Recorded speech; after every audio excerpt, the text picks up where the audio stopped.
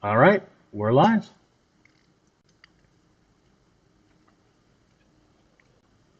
All right, cool. Welcome everybody to the Twin Cities playtest for Wednesday, July 20th. And uh, today I'm pretty excited to bring you a game from somebody that we've had on here before. I've known him for a long time, and he has made some extremely interesting games. And we finally pinned him down on the show. We're going to start with the brother, the elusive brother of Peter Yang, Ooh. Patrick. Welcome on the show. Hi everyone, my name is Patrick. I'm excited to be here, and it's fun to be in this group. And later on today, we are going to be introducing a new game made by returning friends of the show, Josh and Rebecca Anthony. Will be good to have them and their Dice Tower game on, which they made during GMTK Jam. Cool. Well, Patrick, should we jump right over to you? Do you want to explain what's going on here? Yes, that would be great. So this game is called Betting Zoo, and the goal is players will be placing their pets and making bets in order to score their pets. Okay, I gotta fix that spiel, but the goal is that pets and bets kind of rhymes, and that's kind of my whole idea for this game. All right, so as you see here, each player in front of them has a betting board and 4 individual square animal cards. And so at the start of the game, players are going to take these cards to their hand, so you could take them to your hand, like so. And what you're going to do is you see your betting board here has 3 betting categories. You're going to be placing one of your pets face down into the lowest category, the highest category, and then the last 2 are going to be placed on top of each other in the same category. And so these are signifying us placing our bets for the round. After players will do this, players each will draw 4 cards, pet cards here. I'm going to shuffle this. So let's do that there. And then once players have drawn 4 cards, they will then be placing 1 card from their hand and placing it onto the board, and like so. So this this grid here is a 4x4 grid, and you can't place outside of the board. It must be inside the grid, like so. However, you have 3 options of placing your card. You may place it adjacently, like so. It must be touching the current zoo, as we call it. However, you may place another card on top of one other animal, like this, covering that pet. Notably, you can't do this because you're placing over 2 pets. However, there is one rule. You may discard a card from your hand, placing it into the discard pile here, and then break the rule and place on top of 2 animals, like so.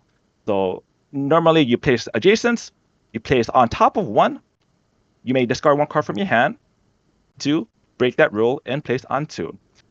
The round ends when one player is unable to play cards from their hand.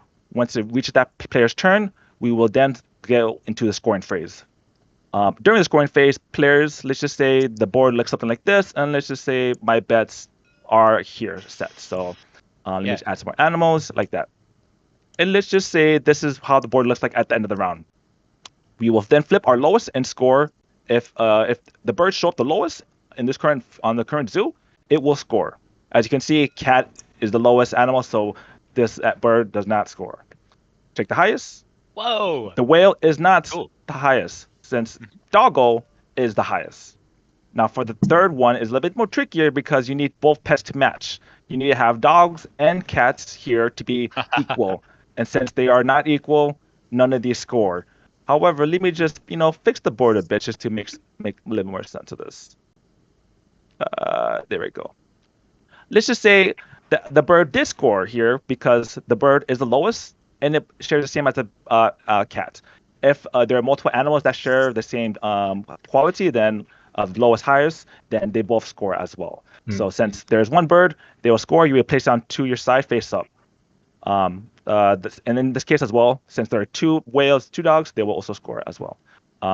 These don't score since they don't match. Now the goal, if those same ones had been true, would Mark in this case have gotten 2 points? Yes, yep, he gets 2 points. He would score both for these like that. Now, Wow. that's very, very important because for this game, when you score a pet, it remains face up for the whole time. The goal of the game is to score 3 of your pets by making the correct bets and scoring face up. Because of this, Cool. if you have 2 face down pets, you could, play these like this. These other pets here, they're still in the game, so you might want to play your cat to be higher, and maybe your dog will want to be the same, but you don't know what tier it is. What's notable about this is, Yeah. What's notable about this is that if you score a pet that is face up, you immediately win the game as well. Oh. Okay. Interesting. All right. So does everyone get a little bit feel for that? We will be placing our bet face down, and then playing cards from the hand until one player is unable to play a card. We will then score. Pets become face up, and we will continue the game until one player has scored 3 animals, or scores a face up animal that was on their bet. Okay, love it. Let me take some incisive notes here. Yes. I will. All right.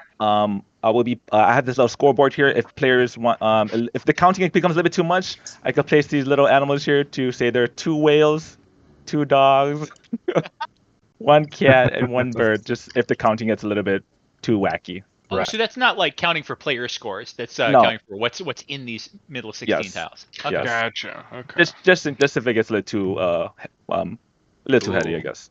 Cool. All right. So let us do that. All right. So, each player will be placing their bets. Whoa. Whoa. Okay, and Patrick, you are joining us, right? Oh yes. Let me Now- set the table. I'm feeling like so. Are there 22 cards here? Yes, there are 22 cards. Do we Yes. each start with like how many in our hand? Each player will draw 4 cards. Okay. Yep. Yeah, I feel like whoever goes first or last has to be in some sort of a advantageous position. Yes, that is true. However, you can actually you might be able to change when that turn ends if a player decides to discard a card. Yes, I love that part. Like it Alright, seems so- like it yep. limits your options, but it also gives you so much power on when the Mhm. game ends. Actually, if it's all right, maybe if players want to draw 4 cards from their hand right now, so they can be a little bit more studious on their bets. So Smart. you could do yeah. this. Oh, Yep. I see. And then once this happens, you could take your pets into your hand, Oh and my then I'll flip gosh. that up. So Patrick, what I'm getting right now is this entire deck is full of just whales. Just whales. Maybe. All right, so you take a look at your hand and see, since you have an idea what cards are in your hand, you could try to, place your bets. Oh, and it ends when a player can't draw. So if you're sprinting to try to end it quickly, you're actually not going to have. There's going to be 3 other turns before you go. Right. Whoa. You could deliberately and try to end the game by discarding a card to place Yeah. your pet over 2. Mm-hmm. All right. So I'm thinking like I can make top my card best. of the deck will be can- placed somewhere in the center, so that give us a little bit of the starting round. So Right. this is what the card like. The first player tracker. Let's just start us off. Why don't you start us off, Lane? Oh man, that changes my whole deal. Do you think that I should get to know that I'm going to be the first player before I make my choices? I'm fine either way. I'm just. Oh, thinking, you know what? That's a great idea. Maybe why don't I start us off? It'll be fun. All right. Yeah. So for TTS, it's a little bit strange, but if you want to check what your cards are, you could just drag them to your hand and flip them back up, and then once you're done, you could just put them back down face thank down, you. just to make sure. Perfect. So that's a little bit weird. Okay. Oh. right. All right, Patrick. I'm already digging All right. this. As everyone have placed their bets. Yes. All right. I will start us off, and I just want to check. Okay. Yep. Oh, That's the there's right a one. starter tile. How did that get chosen? It was just right off the top of the deck. So I'm gonna Okay. place a card like this, and that's my turn. You do not draw. You have the 4 cards in your hand, and that's for the round. That is for all the marbles. Okay. Yes. Is that me then? Yeah. Which way do we go? Clockwise? Oh, yeah, you clockwise. Okay. Cool. I will play. Woofy McBlowblow here. Oh no. The birdie. So I can play overlapping one or just connected, Yes. but not overlapping any. Okay. Then I guess what I'll do. Hey, Patrick. Mm-hmm. When you Play. discard, do you discard face up or face down? You discard face up. Yes. Okay. Thanks. Yep. Thanks for asking.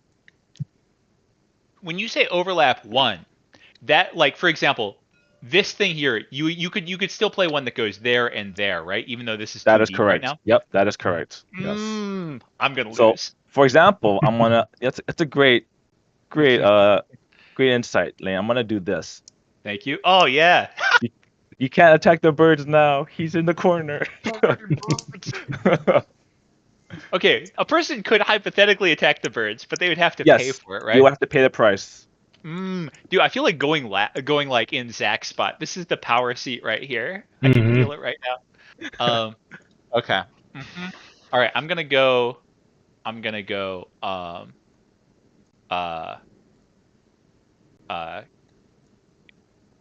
Meow, and then whatever sound whales make. Go ahead.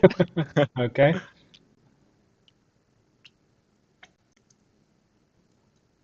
Ooh. 3 birds, 3 Yeah. Ooh. All right. When you discard, not that that's gonna happen, but like when you do, does it go face up or face down? Oh, it goes face up. You show you show what your opponent See is. my strats. Okay. Yeah, you get to see the Okay. strats. Yes. You don't have to cover anything, right? No, it's you my don't. No, you don't. You don't have to. Are you Oh, are you allowed to say like 3 are all gonna be the same? And not put one on the other? You know what? Maybe you can. Yeah, you can say all 4 are the same. You could make a whole bet of all 4 of them being the same. But all like of a that has loser's to be bet, correct. Okay. Oh wow, Yeah. this is everything's equal. We guys, Oh, yeah. everything's 3s. What is this? I gotta check some bets. Hold on. Okay. All right. All right. I'm gonna be the first one to do the thingy. I'm gonna discard a card from my hand, Mhm. and I'm gonna place this card Ugh. on top of these 2. So that's gonna change some animals. Whoa. There we go. All right. Time to bring back the Oh, ticket no. to Meowtown over here. Oh no! Get wrecked, birds. Oh, the birds! Cat's up. All right. I will discard also, and there we go. No. What a swing! Okay. So Wait, dogs at 5. Ooh, it's a swing. I get 2 turns in a row, essentially. Nope. Since I can't draw, since I'm unable to play a card, the round will end with me when you play your card. So really, All it's up. You really want to play the discard moves to give you the most, unless that's not something that will help you. Right. But maybe it's you gotta make it. You gotta make the hard decision.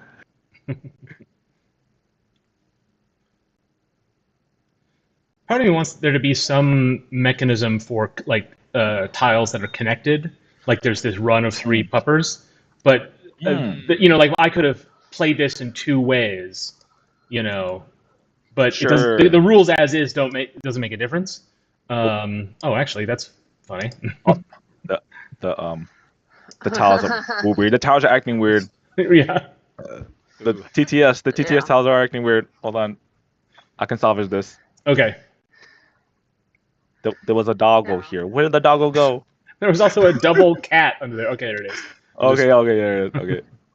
Now, this might be a reasonable time to bring up that this game is sort of asking for trouble, even in physical copies, with like one tile being like 7 deep. Yeah. That's I had a plan, but I'm not sure what's going on anymore. You need to make them very thin. There was I another was cat gonna say, here. Did everybody? True. Oh, Did sorry. everybody catch when there Mark was. said you should make the best move? There we go. Yeah, Yeah, exactly. you got it. Yeah. TTS. Okay, we're good. No, we're good. Sorry. Okay. We're good. So sorry for starting that cascade, but my point is that there's something inherent in me as a player of tabletop games that it matters to me which orientation I lay it down in, but that only sort of matters in sense of like what you leave open to be covered up. So it does have some utility, but the move I place, for example, it wouldn't matter, and that was kind of like a little bit of like, oh, I wish there was some, even if wasn't a big deal.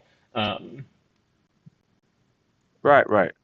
No, that's I get that feel too, because like you want to, it's aesthetically pleasing to see that green line. Yeah, Yes. or if I didn't want that run, then my choice would be to not set it up. Like some sort of bonus for contiguousness, or something. I don't Right. know. Not to like upend the T table too much in terms of how scoring works, but No problem. No, yeah, that's a great suggestion. All right, so we since I don't have a card in my hand, we will then score. So let's We everyone look start at scoring with you, Pat. no, everyone just look at their lowest card and then see But if like it scores. when multiple people win at the same time. Oh, okay. Lowest. Yep. So lowest. So whatever you score, just place it to the right of the board. Oh, me and Zach with the low bird alliance. Oh my goodness! I love Did it. we? Hold on. We also had the high cat alliance, so that didn't work. Oh my goodness! I think me and Oh, Zach and I had the same bet. Yes. Yes. And me and Squid had the same bet. Wait, no, me and Squid had the same bet too. So Okay. since so they Everybody wins. we all won, right? so us three win. Lane, I'm sorry, Lane, you lose. Wait, did you get? No, you had Wait. this one right? No, you did. Why do I lose? I Oh have. no, I we won have three. Yes. Okay. This is one of the main things that I needed to solve was a tiebreaker. It's so funny. We all made essentially the same bet, except did. switching high and lowest, but it didn't matter because They were both. Right, So right. I wonder, as like now, a few people here have played a bunch of hearts and a bunch of bridge in the past and spades. But I wonder is this just bound to happen? Like if a bunch of people's hands are sort of balanced, so like me and Zach just have like a lot of cats. That means that you guys would naturally be low on cats. So like, is this more likely to happen than you would think? Anyway, can't prove or disprove that. But Right. No, that was one of the tips. It's amazing that's how this first round played it's out. pretty spectacular. Yep. Yeah. Well, I also like in terms of like what ability I had to make things happen. Like all I had in my hand I had my double bird, and so I played that pretty early, knowing full well it was probably going to get covered up. So I figured my only real strategy was to have as few cats as possible, because I knew I could always, cover them up, and building the number back up is harder than subtracting them, right? Because it depends on what's in your hand. But anything can cover up anything else. So you have a lot more power to subtract numbers than you do to add. And so I don't know if this is smart strategy, but my instinct was that I felt I had the most ability to lower the number of something else. And so I just leaned into that the whole time. And I didn't care at all about the same ones, because it felt like too many variables for me to control, that even devoting one of my turns towards going for that would have been a waste of a turn, because so many things would change by the time it got back around to me. Right. Although it would have been smarter perhaps to hold off on my double bird one till later. So that could have been a way to go for highest. But in my mind, I just didn't think I had any ability to do that. But I probably did have a little bit more than I thought. I definitely spent my first 2 turns trying to sink birds rather than anything else, just 'cause that's my lowest. Mm-hmm. Right. Same thing with me, yeah. And that ended up being a mutually assured situation. Like we were all trying to sink those two, and then they both ended up at the bottom. A living cat will die someday, but a dead bird is dead forever. What I'm curious about, Patrick, is how is the 2-player in this game? Like, for example, if we were to pit Mark versus Zach here, like, how many cards would they each get, for one thing? That is true. I probably did test a more higher card count for less players. Being a 4-player game is, the turns between the rounds would definitely be longer. As you can see, the board, there's only 2 empty spaces, and I guess that would be also a way for the game to end as well. So if you can't play an animal, but I guess lower players, more cards. I'd say a 2-player game would be 6 cards each. but then in that sense it becomes a little like more like chess, but you're still kind of like betting, your lowest highest than the same. It's just it feels a little bit more like chess in that sense, because it's just that you take one turn, you're only usually increasing the number by one. Yeah. Oh, right. okay. So like for an animal, let's say, like the count is slowly increasing by one in most cases. Yeah.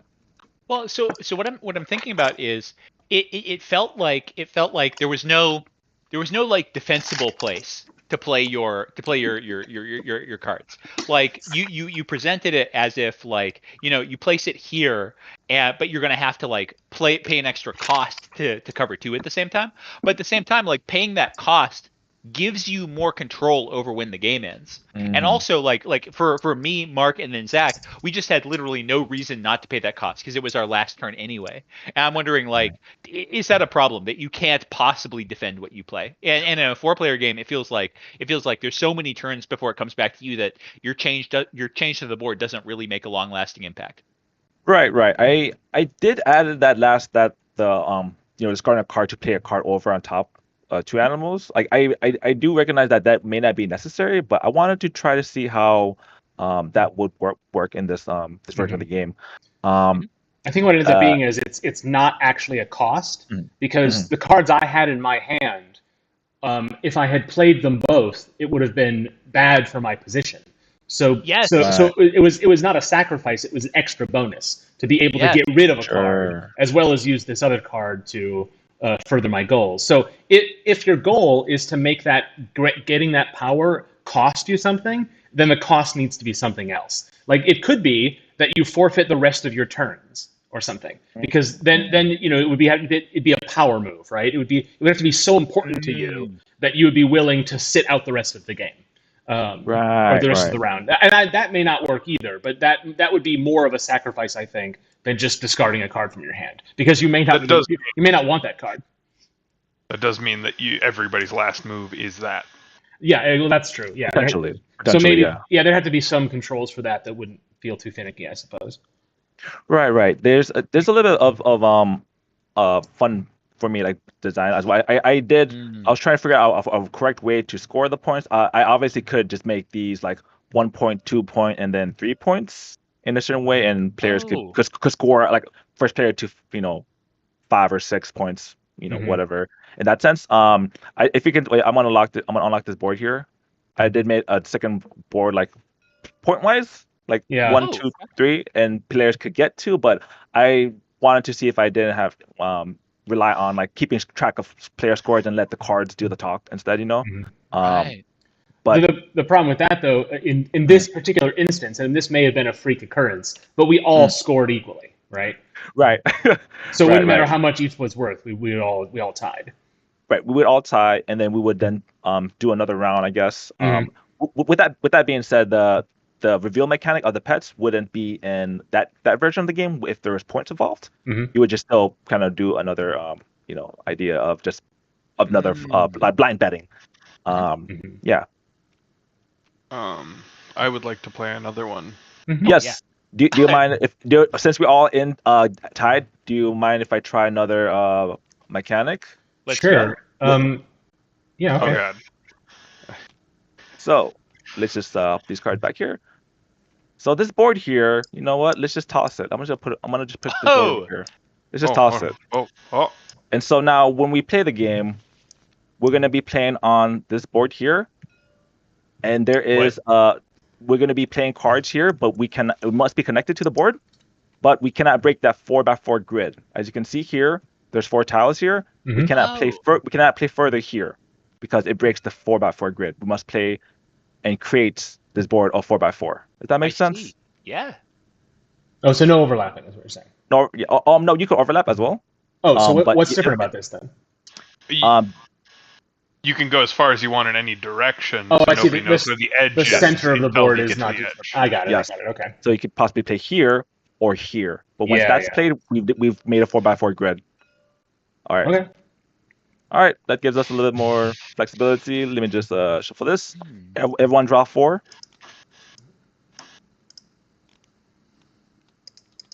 Oh.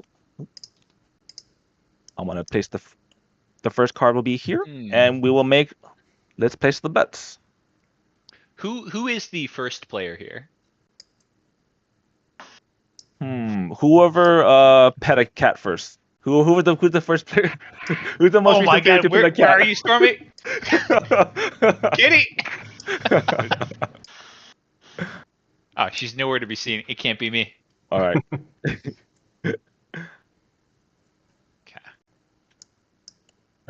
Whose turn is it now? I have pet a cat recently. All right. I'll make it, Zach. Oh, nice. Good choice. Good choice. All right. All right. Let's place in the bets. I think this looks good. This looks fine. Oh, this has got to be number one. All right.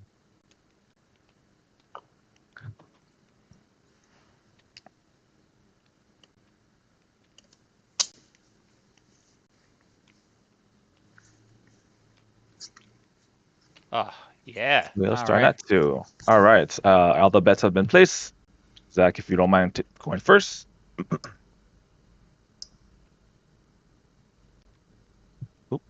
Oh my goodness. I like what he's doing. That was going to be my amazing. play. Whoa. That's great. All right. So the whale is gone. So the suckers who thought that was a good bet, you know. That's interesting. All right, I'm going to play. Hold on. What was my bet? Okay, there we go. All right, I'm going to play this right here. That's good. All right. Cool. Well, time for me to plop this guy right here. All right, I will get rid of this, Ugh. and then Whales are play... for suckers. No whales needed.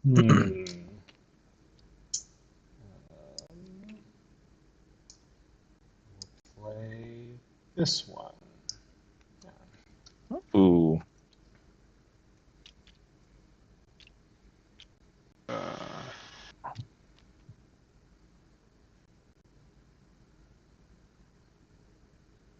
Ooh. Ooh, baby. That's sneaky. Let's go with.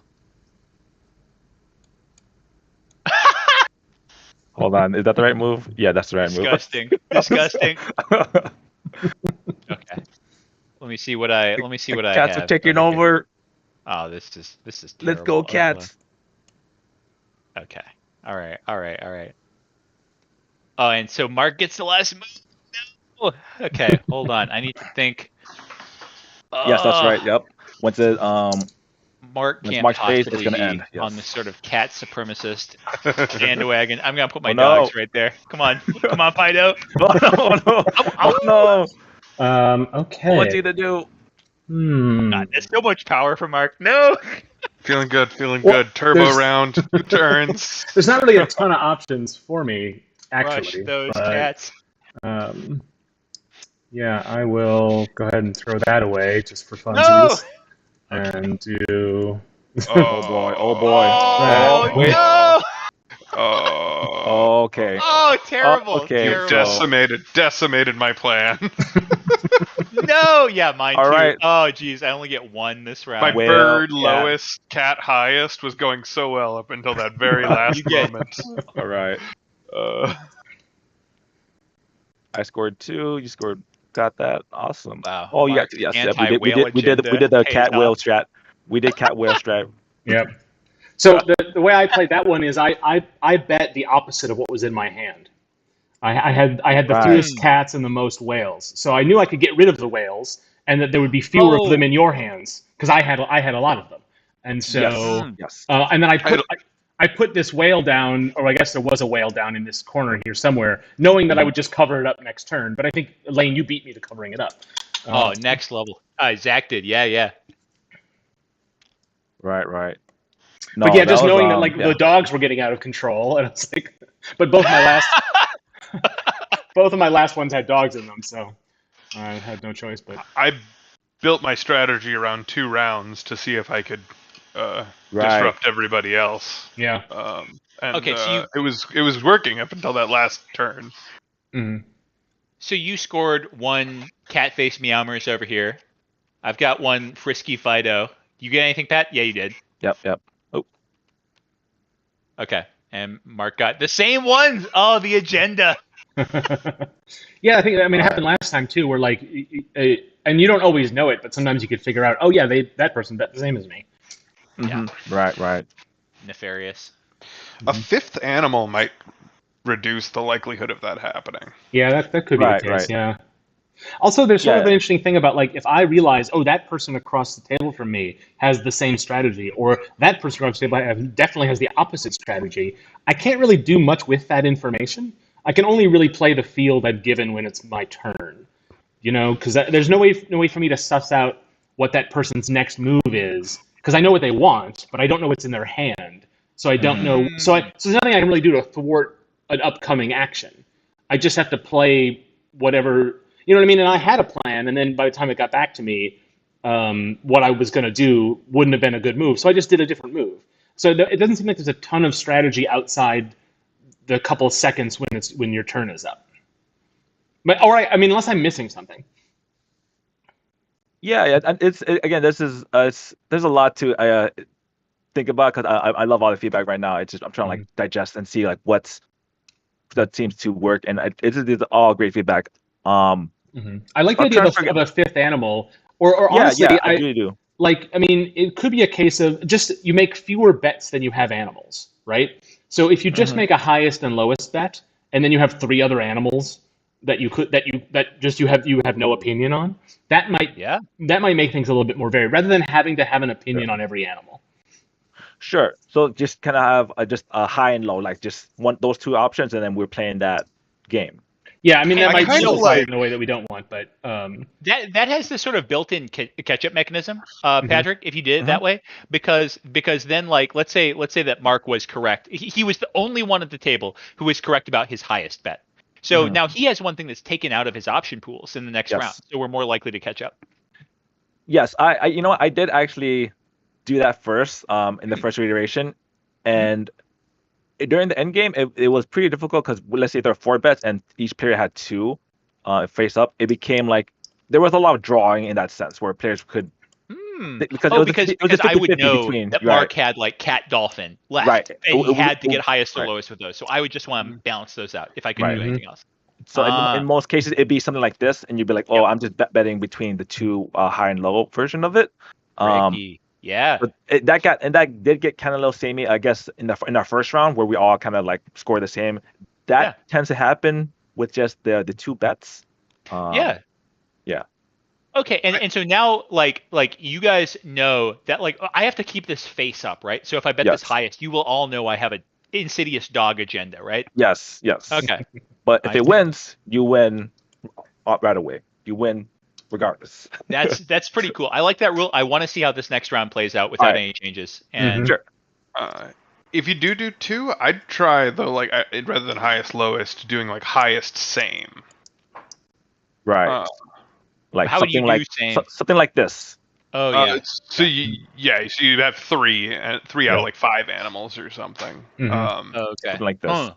I really like the difference between like because in that case, like going highest lowest kind of feels like the easiest strat to get to, whereas if it's like highest same, you're between getting 1 point or 2 points.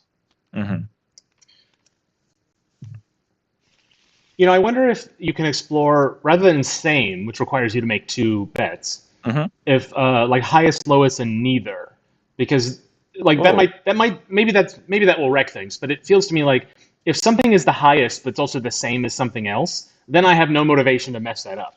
But it also means other people who wanted either of those to be highest will get points as well, which I don't really want. So I'm kind of torn between my motivations. So, but if instead of same it was neither, then I would have a much higher motivation to try to prevent something from being highest or lowest. Because the same feels like it's just part of a different category, No, that's a great idea because I was thinking about like middle, but I was like I'm trying to think like what would even determine that if all the animals were the same. Yeah. Like is that all both highest, lowest, and middle? There was some little bit of confusion of like playtesting just out of the little playtesting out of like different variables, but I do like neither because that's pretty clear enough. It's just it's not the highest, not the lowest. what is it? It's in the middle, and that could be any value between, those numbers. And if it does share the same highest, then it is not. Yeah. It doesn't score. So, yeah, I'd like that as well. I guess the goal was to create a third category, and that was kind of my main struggle right now. I was trying to figure that out, but I think that's a good solution to it.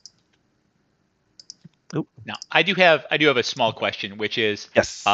I feel a strong incentive to wait as long as possible to see other people's bets before That's placing true. mine. That Should is there true. be an order of when people place their visible bets? Ideally, we should be able to make the bets in secret, but then reveal the winning tokens. But that's true. That's physically finicky, But that's pretty clean from a logical perspective. I don't know. What do you think, Bet?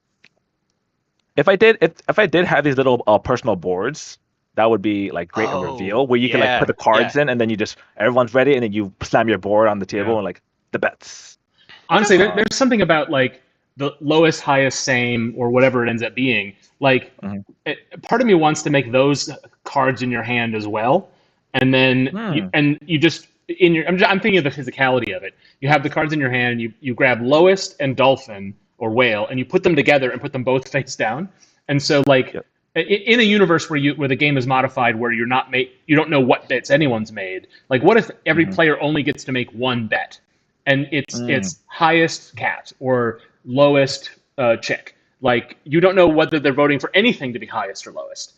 And then it doesn't really solve the problem we're talking about, which is these already revealed cards. But if it all happens in your hand before you put it down, then it would be easier to, I could decide where my cat and whale goes before I reveal it to everybody without losing track of them, by flipping them over. Yeah, the board itself is just kind of like, as you can see, they're kind of like there are look like cards in them. They like cards on the board. I did try to explore different areas, and when you mentioned shapes, I was thinking about maybe we could play around with shapes and betting on that. Just different variables that I could play with, like formations of animals and things like that. But I do like the variability of different people are playing with different bets. So like maybe, like you said, I'm playing high, maybe you're playing low, but we won't know until we reveal at the end. Lane's up there changing his bet. Lane, what you doing, Lane? I see. Where's the doggo at? You had a face up doggo. Yes, he's right here. He's right here. Okay. I like the public information. I feel like that changes up a lot. All right. So I'm just role playing as if I was a power gamer here. Don't worry about me. Yeah. No, I'm ready. I'm good. Hold on. Let me see this animal. Yeah. Oh shit! I just realized I can see Mark's hand from the stream. I'm gonna close that. Okay. All right. Who is first? Do we rotate over to Zach going first? Yep. So it was here. It's gonna rotate here. So perfect. Zach, Perfect. Why don't you start us off? Oh, he's metagaming. Oh my! It's been so long. I forgot what I put there. Me too. All right, we're ready. Well, I got flip as well. There we go. Okay. Oh, the first play. What is he playing? Oh man. Deep stress. Some sort of anti-dog agenda. No. No one saw that. I gotta look at this. Okay. There we go. What? There Excuse me. What is that? That's good. That's a legal move. What are you doing? Okay, let's see. Do I want to extend this like dog the dog chain regime here? Yeah, let's go. Fifi's for life. There we go. There we are. So your lowest dog bet was a feint. Is that the idea? Me? That looks like it. I mean, look. Well, it might be a double feint. Maybe I secretly want to score that one.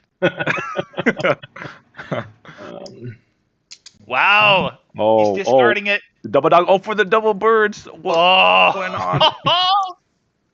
Birds in play now. Dog has been reduced to 1.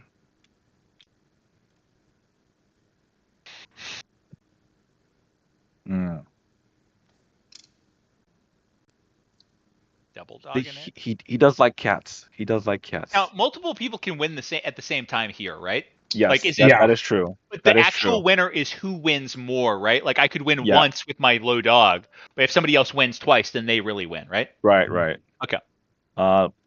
Okay, let's see here. Hmm. Yeah, the scoring system again. I like the face-up cards, but I guess there is a point system that could be probably cleaner. Yeah. But Yeah. I kind of just wanted to see this. I didn't want to keep track of scores. Is the main thing. All right, let me play this card. Hmm. There. That's good. Whoa. What is going on? Aren't you gonna save the whales at some point? No, the whales is fine. I've Okay. given up. I've given.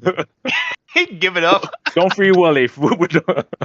There we go. Well, you know what? I feel a little uncomfortable if we don't establish a nice vertical boundary here. So Oh, there I'll we just go. ahead and do Nice, that. nice. All right, we got it. Yep. Okay. We Hmm. made a crit. Are there? Okay. Wow. We're stacking a lot in the center. Yeah. Hmm. It's Wednesday night. Get stacked, bro. Okay. I'm gonna do that. Ooh. Whoa. Oh Power no. Undo that. Oh, what's he doing? Move. Ooh. Ooh. 5-2. No dog. No dog. Wait. What's his 5-2-2. what's his move here? Why are Well- there so many peepers on the board? Well, my move basically is that I've robbed you all of your last turn, That's true. That is true. True. Lane gets to play the last card. and so basically because I didn't have a lot of opportunity to make big changes in 2 turns, I figured the chaos of all of your changes are just as likely to improve my situation as reduce it. So that's what I'm betting on. He's right. He's actually right. He's a madman. Oh my goodness, the insidious pro cat agenda. Here we go. Oh, the cats. No, the cats. I can't watch. The Can't cats. watch. Well, birds are still in play. Yep. Oh my Yeah. goodness. A lot of Lane, birds. Lane gets the last card, so this is gonna be tough. Oh, big place. Wait, I Mhm. already know what that is. Okay. This is tough. Hmm. I'm gonna And Lane, just I've already play- achieved one of your wins. So, Oh yes. not knowing what you put in highest. Oh, what is this? Okay. No, wait. Is this right? Oh, it's too late. I'm gonna play that. Wait. It's too late. I played it. I'm gonna play that. That's fine. That's fine. All right. That's I don't great. know. Get out of here, kitty. It's the whale's time to shine. There we go. Oh, wait, Oh, no, no, God, No. what? Oh, wait. Okay. What? Oh, because Okay, you have yeah, to drop it on the highest point. No! That's not what I want. Let's get. No, let's get. All right. That's There we right. go. That's right. All There we go. We did it. Great. We Okay. did it. We did it. We got there. That's All it. That's it. Oh man, you guys are All right. You guys done me How'd good. you all do? I mean, lowest. me and Patrick. Oh, and Mark. I got all You got my 4. scores. I got all 4 Oh, as well. What? Oh my goodness. That's wild. How do we keep betting the same way? Well, And so Mark, you had 2 visible, so you win 3 different times here, right? So Yeah, that means did- Mark is the actual winner. Yeah. You have 2 face-up ones, right? yeah, And then Lane only had 1 face-up, so I did. and in fact, Chaos so prevails. that was my strategy. Zach did. and Lane had both had 1 face up, so I Right. co-opted 1 goal from each of them. Yep. Smart. Yep. So that Absolutely. that they wouldn't interfere with my plans, and I would always win more than them. So that was my strategy there. Although really it was that Lane, you were the one who you solved the bird and whale identical. That was just luck. Yes. That was Mm. wild. That was Well, given that Mark and I had the same betting layout, there was just no way that I could win, which is fine. Yeah. Fine. It's not like the game is fast enough that I'm not like mad about that at all. But like it's just interesting. right.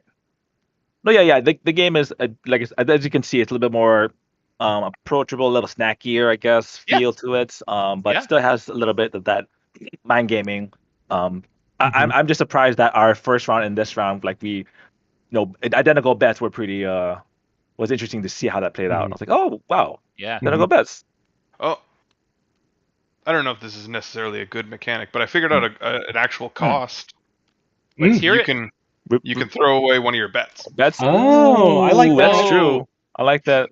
Right, because what's do. nice about that is that you may have a bet that's really not paying off, and so Right, it's not right. as much a sacrifice, but it could be a strategic sacrifice, right? Cut some dead weight. So Yes. even if you end up with a greater position, it still is interesting. It also would mean, like, I did it twice last round. It would be very costly for me to do it twice because I mean, I got all 4 bets as win, so it would have been costly to do it at all. But I like that a lot because the cost is situational, which is great in games like these. Whoa, Patrick, do you think that if you're in Mark's position, you're starting off, that you would essentially want to like kind of clone this person's thing and just try to that's end true. the game as soon as possible? That's true. That is true. If Lane, like, since your doggo was face up for the round, let's say, True. Mark would just be like, oh yeah, I'm gonna put the dog here, right? You just kind of. What I think is interesting is, despite any like shortcomings that we've talked about so far, like, Mark has come up with like 2 extremely like insightful like plays on a strategic level. Like, I think the game does have some like strategy within the betting. I'm interested in trying out this thing that Zach is talking about, though. Yeah. Like, I feel good about myself for coming up with those things, but what worries me about it is that I don't want to solve the game. You know what I mean? Yeah. Yeah, exactly. I don't know that I've done that, but I don't want that to have been what I did. Well, and the problem that I perceive is that, like, if you were like, oh, like, I have the same, I don't know, like, I have the same bets as this person, then there's just no other way. There's no way out for me, basically. Like, there is no play. Well, actually, for me. there in fact is, and neither you or Zach caught on to it, which is that you don't want me to have the same bets as you, and so it would be during the betting phase. It would, because there's no mechanics governing it. We would just be endlessly swapping our bets. Where you, right? You know what I mean? And so my strategy relied entirely on you guys not realizing that's what I was doing. But if you did realize that was what I was doing and tried to stop it, the game would break because we would all just never finish betting.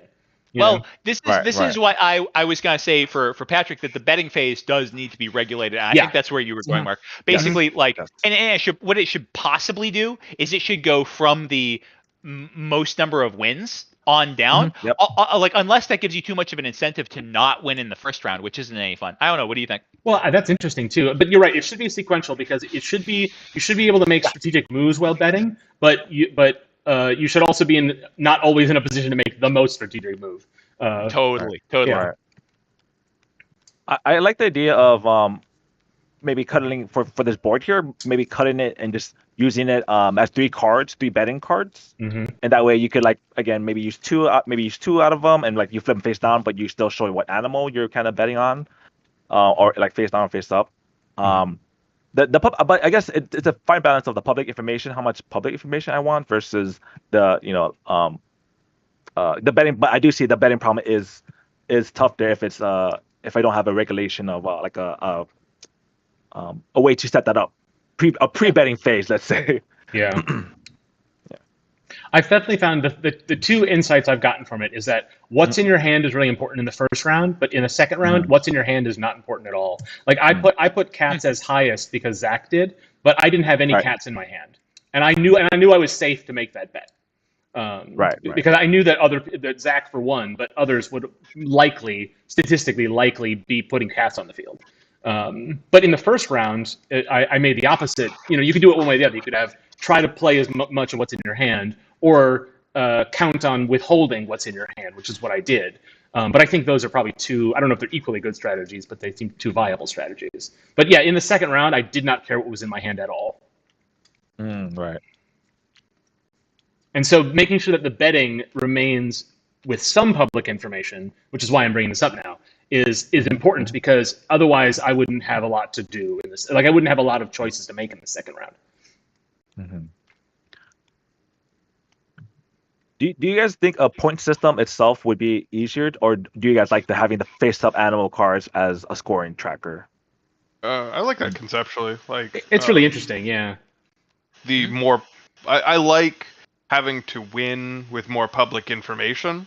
I think that's interesting. And I think the public information in general adds a lot more strategy to it than like the totally blind bets, because you can't.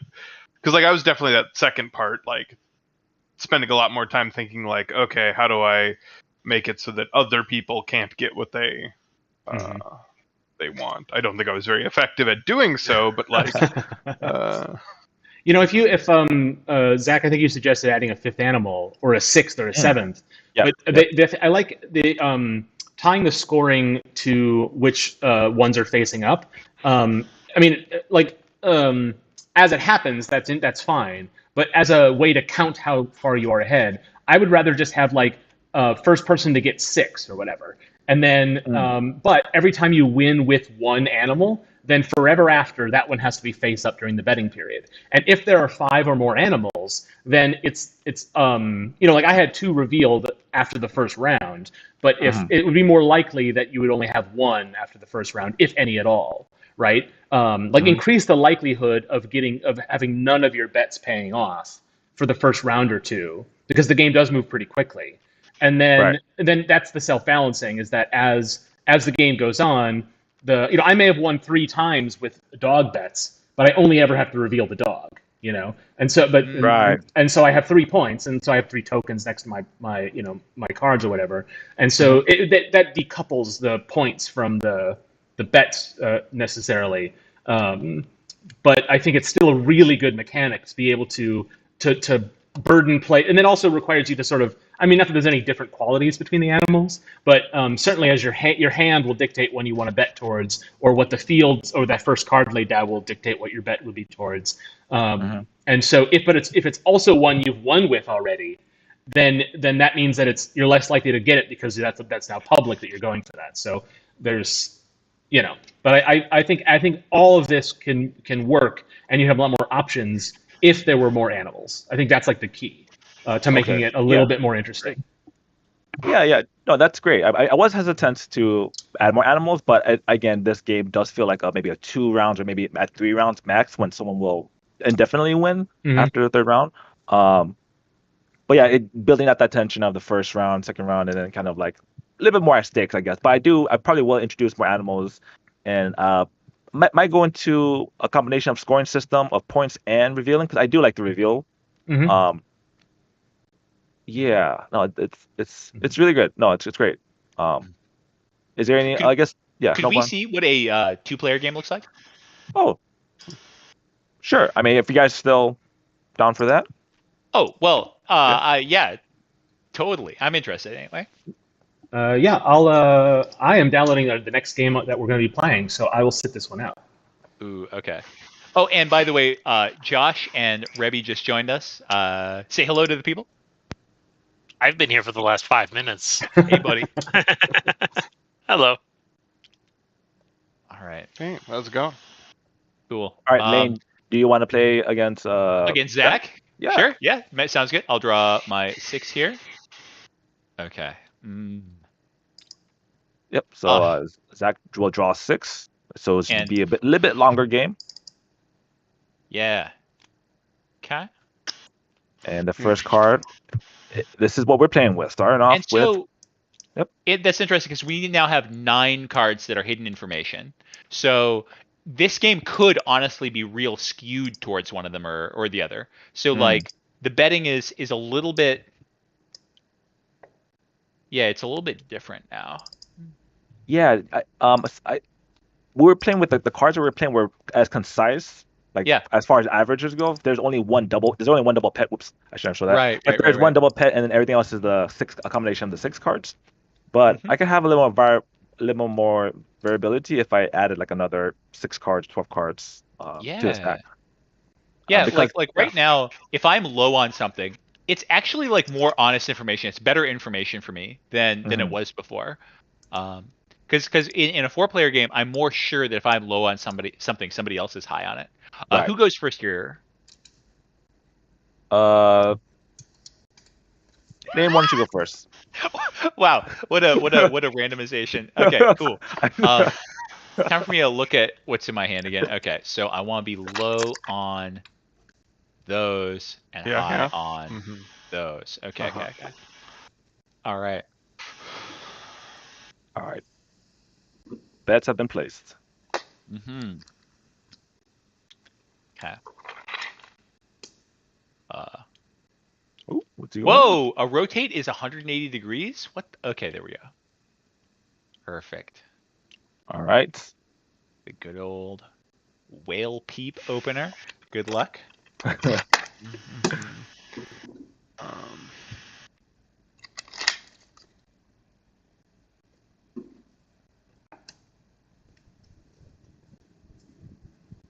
So what is the name of this game? Oh yes, this game is called Betting Zoo. Fantastic name. Ooh. Yes, that's nice. It's a great title. Ooh. Sinister anti-bird agenda over here. Okay. The whales are swimming away. Wait a second. Wait a second. The fact that he's playing those early means he probably doesn't want those to be high. Okay. That's what he wants you to think. Oh, Lane, no, he no, got Lane. me. how next got level is this? Yeah, Social it could be a deception, double bluff, yes. right? It's a double. Yeah. Oh boy. Okay. All right. Let's go with the good old Woofy McBark. And I will place that right there. Okay. Yeah. No. I'm not gonna.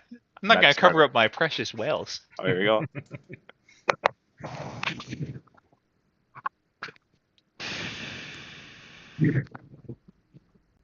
Yeah. Giving away a card here is like a lot more impactful. Yeah, Elaine, as you know, games vary heavily on 2 players, 3 players, and 4 players. Yeah. There's a lot of variance. They feel so different. They feel so different. Oh, this is already very, very tense here. Okay. So what is he trying to do here? He's covering up the fish, and he's plopping down a kitty. Okay. Classic fish to kitty plays. All right. Seen this before. All right. I guess I'll go for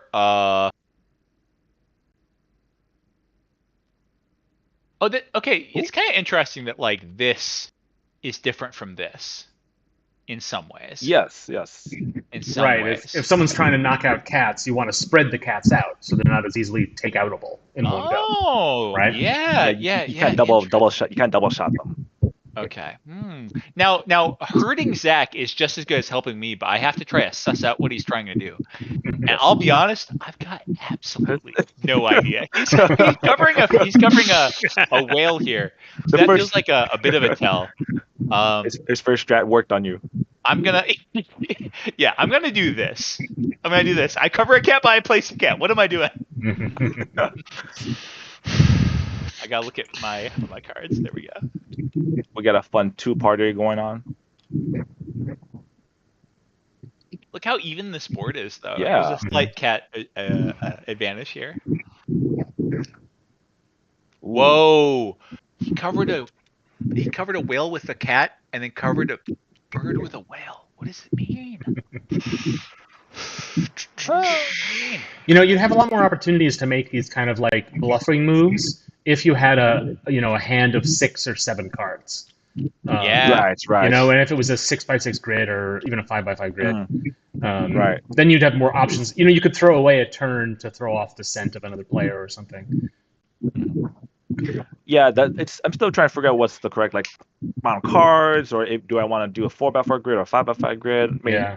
player count is also a big challenge. The round at the length it takes to play a round with 4 turns, or sometimes 3 if you're being aggressive about the throwing away doing the discard move. It feels about the right amount of time. So I think you would be careful not to mess with that too much, but it might be worth it if you're interested in players making more bluffing kind of moves, or because a lot of times you could look at the board and something could happen that would essentially say, oh well, there's no chance we're going to be able to build that animal back up now because there's just not enough time left, so you have to change your strategy. That is interesting, but it could also be interesting to call it like an early setback in a round and then work towards. You could also have a mechanic where instead of going, you could discard a card and draw a new one because you want to draw more cats or something. Right. The rounds could be a little bit longer.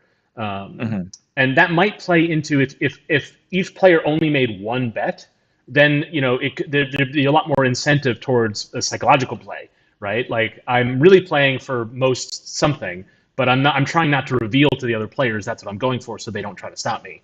And having more turns to do that with would be interesting, but it would change a lot of what the game is. So. Right. No, I do like everything that you're saying, because there is a fine balance of how much approachable do I want it to be, or like how much of the bluffing, and I guess with the artwork itself, you can see it's kind of cutesy, and that's kind of the more feel I wanted to kind of get kids kind of ready and playing without having to worry about all the resource management that I personally love resource management as well, but personally it's like this is a very cutesy. I want to be on theme with that as well. Yeah, you want to sucker them in before you dig into them. Yeah. Yes.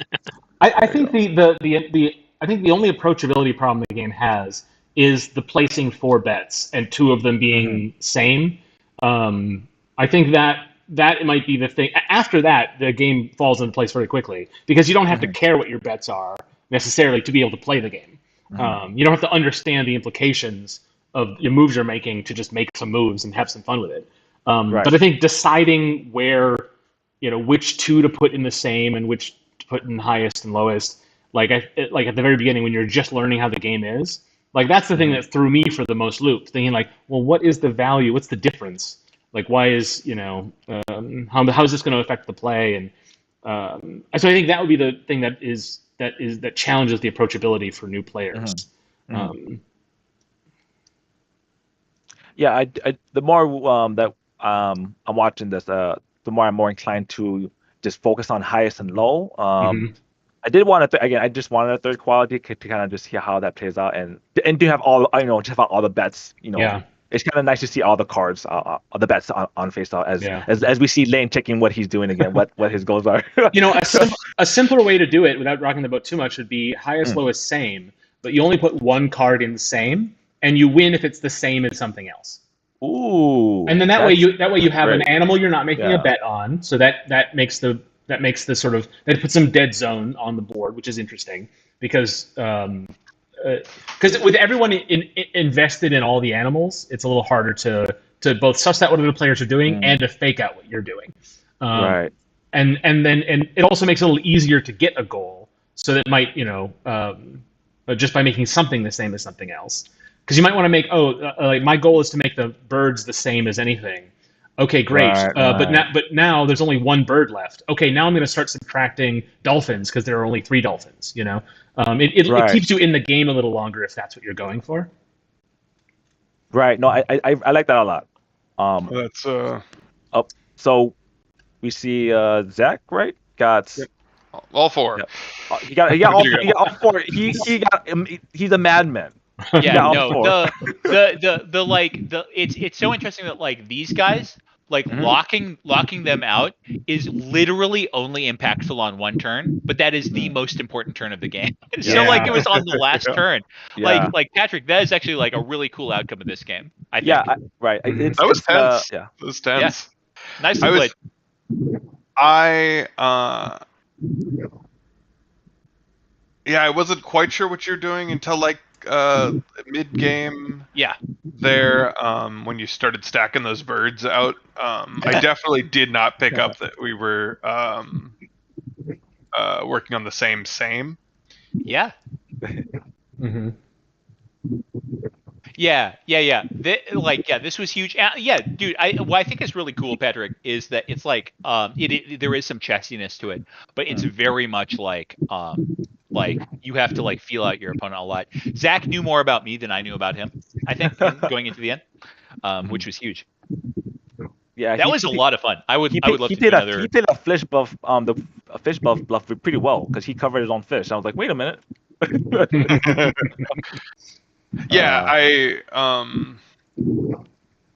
I noticed Lane was really focused in on what I was doing and kind of had to throw off that. And I also kind of wanted to even it out a little bit more. Yeah, there's something like when you're going for highest, like you don't really want to run away with it because it makes it a target. It just needs to be 1 higher. And if you've got 1 in your hand and you go last, then you don't have to worry about it being really high the whole round. Yeah, having the double bird and the double whale in That my felt hand very was really powerful to me. strong. Yeah, Right, yeah. right. And, So- and did you place the double whale on your last turn? I missed what you did on your last turn. Yeah, I threw away the double bird and placed the double whale on my last turn. You son of a gun. Okay, that was definitely big. So we all Yeah, agree that taking the board off the table and putting an initial card down, that is we all really like that, right?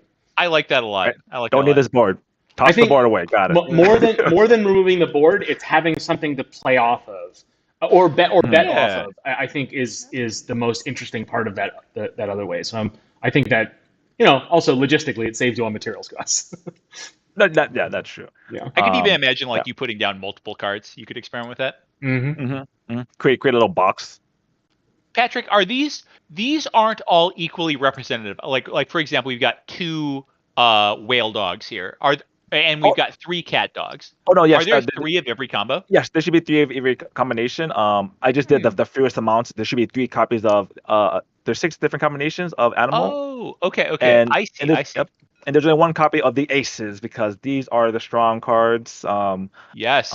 And Zach had 2 of them. He had 2 aces. I mean, that's sometimes the name of the game, Sometimes that's kind of how it goes. Yeah. I should have felt out that Zach had 2 power cards. Makes sense. Yeah. But yeah, I mean, if I add a little bit more of the 6 combinations, maybe add another 6 card to the pack, they might add a little more variability.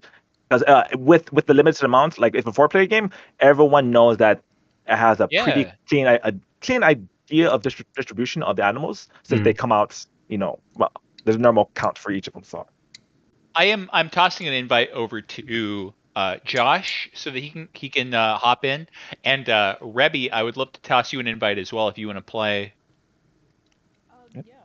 Before we hop over to you again. Before the end of that last one, so I was just kind of guessing what was happening. Did cats win because cats were facing all 4 directions?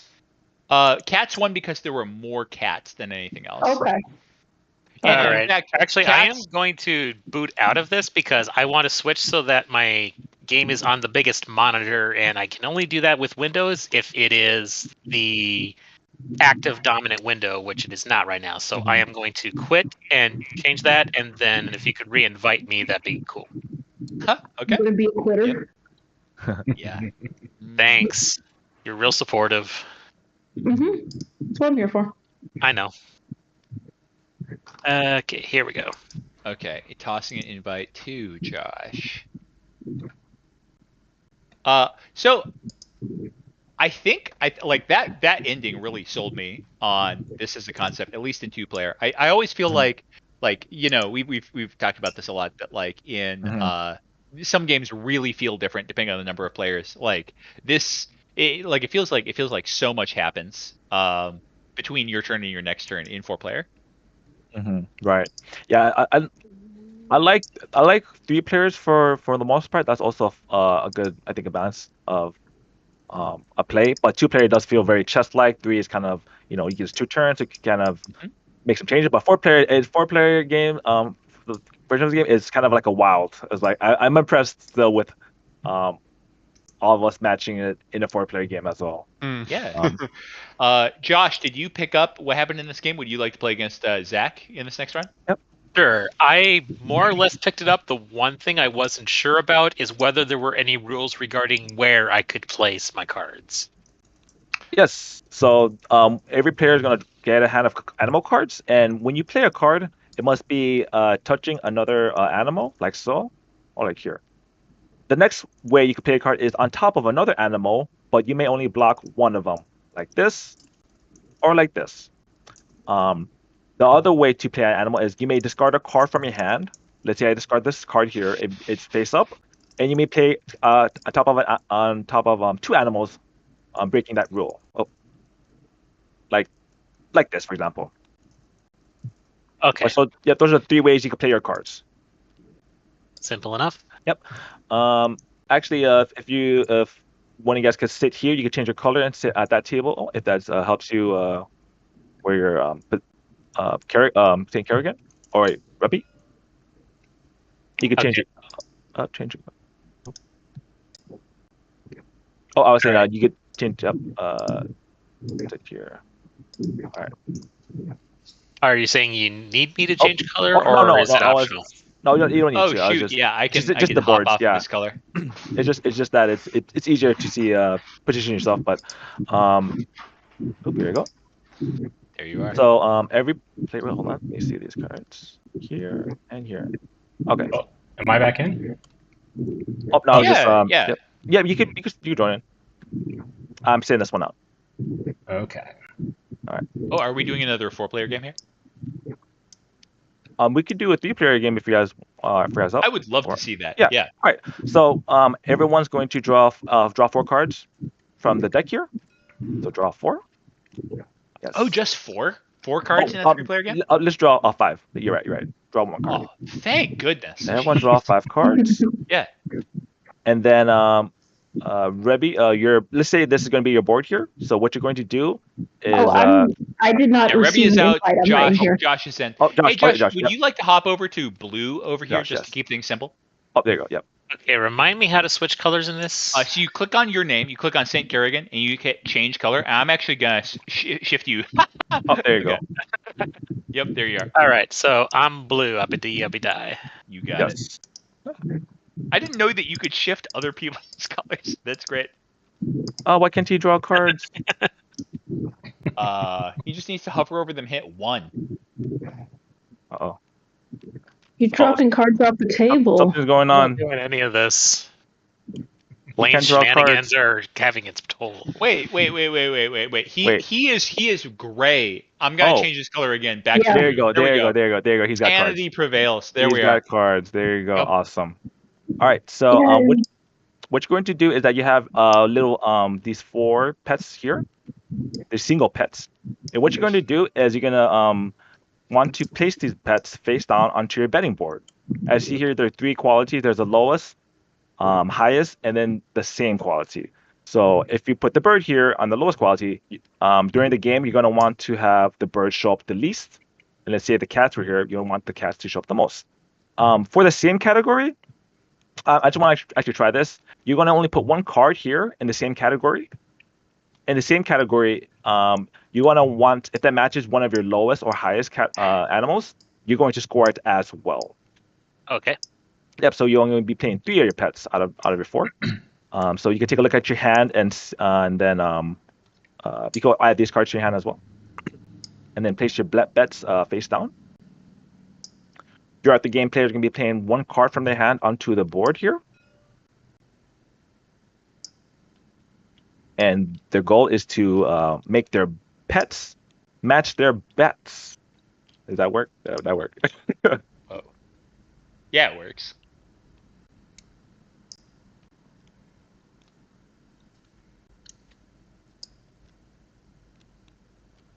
Oh. Is it visible what I'm doing if I'm doing this? I can't remember. Oh, that is Maybe- visible. yeah. You want to put it That face is down. visible. Yes. Okay. Yes. There we go. Yes. And the first player, and whenever you score a pet, if it is scored and it matches, you will remove it from your board, and the player to gain to score all 3. Wait, to score 3 of their pets wins. I was gonna say 4 this time, but whoever is able to score 3 of their pets wins the game. Cool. All right. I'm just gonna give it to Mark. Why don't you start us off by playing the first card? Okie doke.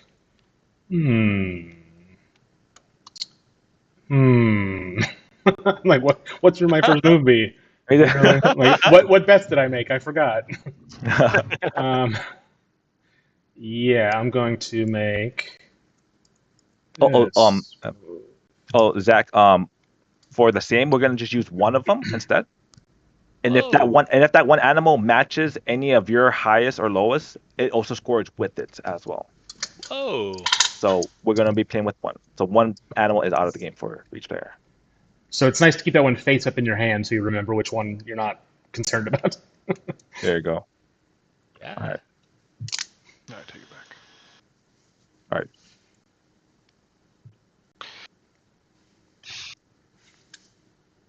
All right, Zach, it is your turn.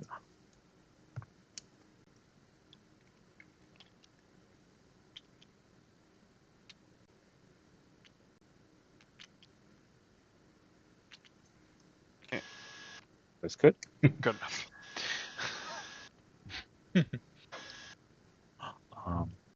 The last rule is that when you play a card, there is a 4x4 grid, maximum grid. So, as you can see, there will be if there was a card here, we cannot play another card here, since this would be 5, and like so. This would be the 4x4.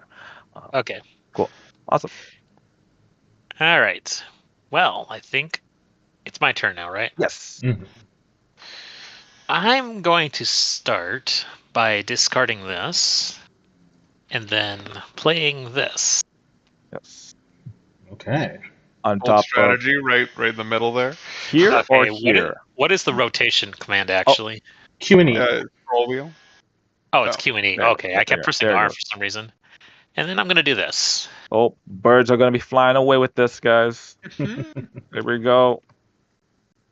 Ironically, the fishes are Oh. swimming with the fishes.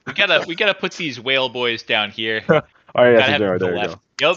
Yep. So it's my turn again now, is it? Yes. All right. Oh. How can Mark innovate his way out of this game? I know. I've used all my ideas. I'm going to do this. Ooh, clustering the birds. Always a good strat. Here we go. Nice.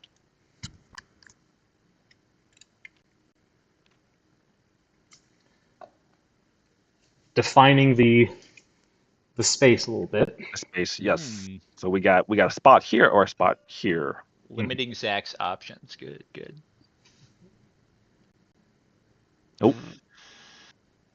Oh, the birds. Ooh, Birds are really flying away with this one, one guys. big bird Yeah. jamboree. Mm. Yes.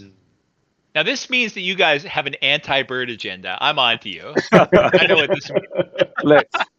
Look, Lane. They're gonna obviously place discard a card and place over both. There's gonna birds, be right? a fish eating multiple Yeah. birds before. There you go. Everyone here is anti-bird. You're saying? Oh Yeah. my goodness. Everyone's betting against their interests, dropping their birds early, obviously. Is it me again? Yes. Yes. Okay. Let's see. Man, that bird's got the center. It's beautiful. Mark Beautiful block there. defining both axes. Beautiful. Oh, that fish.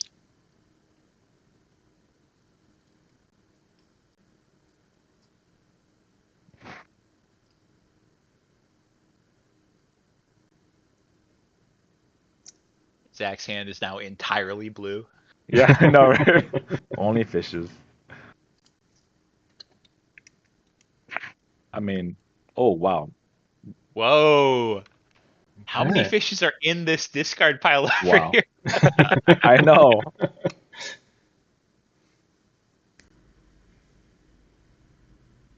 Four, 5. Wow, it still look. Wow, these still close. Oh, dog goes jumping ahead, Ooh, guys. Interesting. Oh man, Dog goes jumping ahead. the up Okay. dog card. All right. I'm going to discard this one. Ooh, Going showing his to hand. Fishies. Play. Oh, double cats. Oh, Double cat going up by 2. Birds going down by 2. Wow. It's a dog cat fight right now. Mhm. Wait. it's a 3-3. cat eat world out there. Ooh, Zach It is has the next. It is interesting having 5 cards does change a lot Yeah. about how the round flows. I definitely felt like I have less control over the like what the next two go rounds would look like, Mm-hmm. Oh, interesting. Also,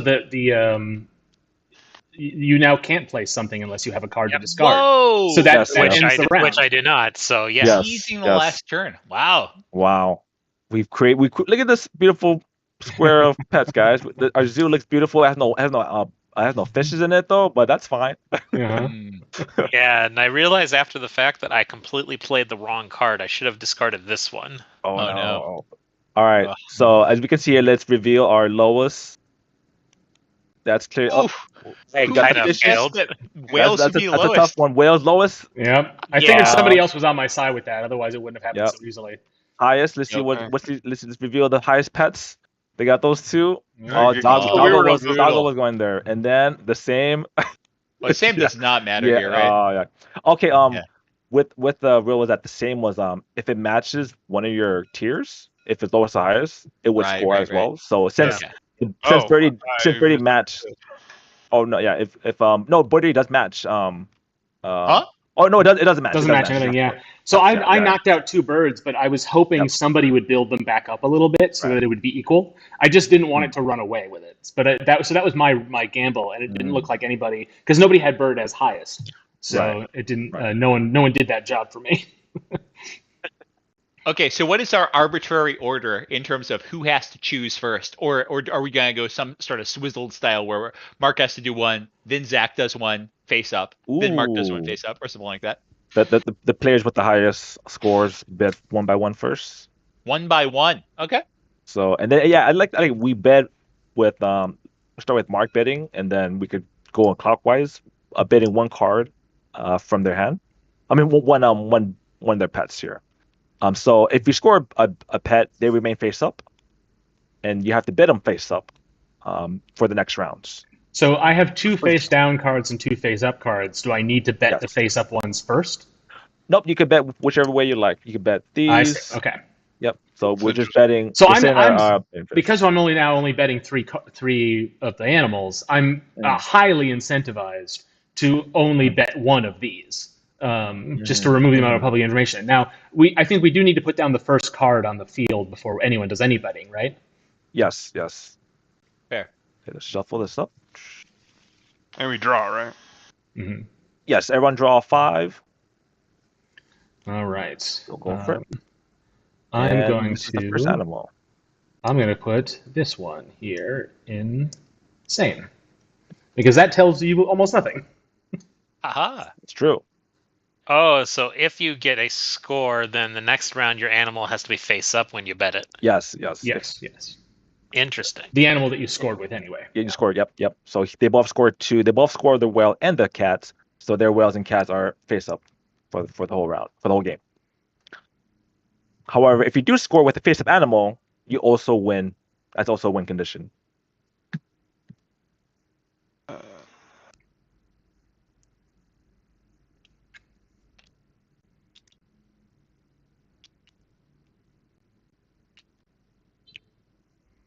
All right. Looks good. All right. Yeah, I'll do that. Oh, the betting phase, also some tension there.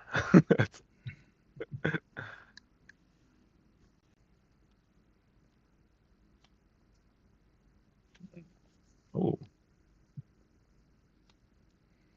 All right. highest fish. Looks good.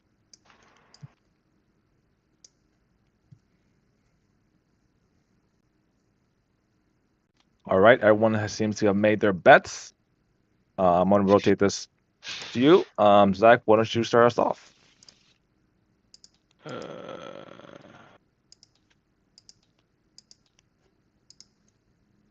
Oh, so the person who gets last player as the better has to play first. I like that a lot. Yep.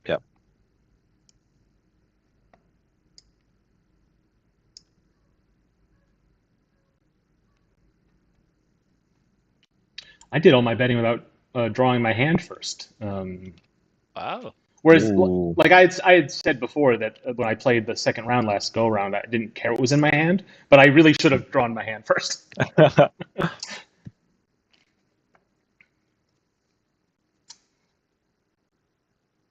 We got a tie race here, and anything couldn't happen.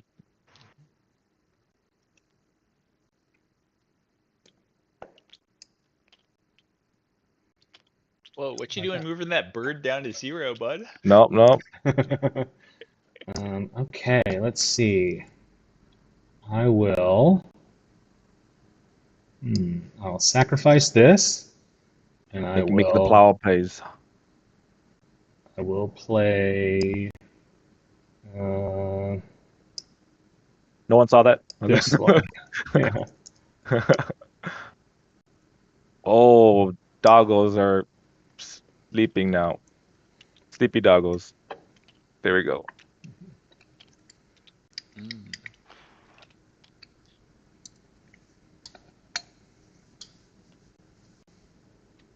Oh, they covered it with the fish? The dogs would be sleeping Yep. with the fishes. I see.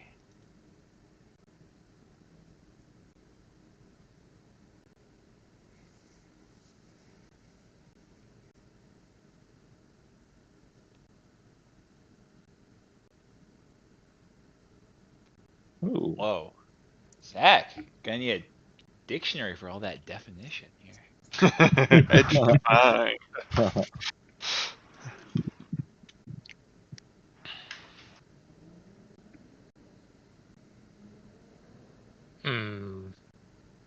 All right. Remembering what I was doing. Puzzling through the board. Mm-hmm.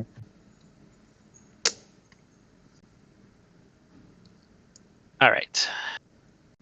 I think I will discard this and play this. Ooh. Let's Dogs back on board, guys. see. Look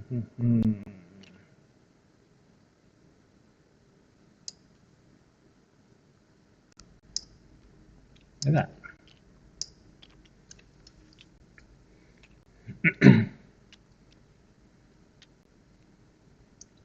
We'll get a nice 1, 2, 3. Oh, he's discarding another card. He's making a power play. Oh.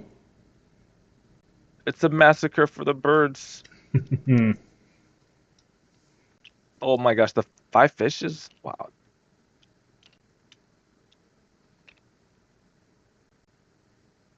I mean, I guess it is that. I guess it is his highest. I mean, that's a clear bet. Interesting decisions afoot.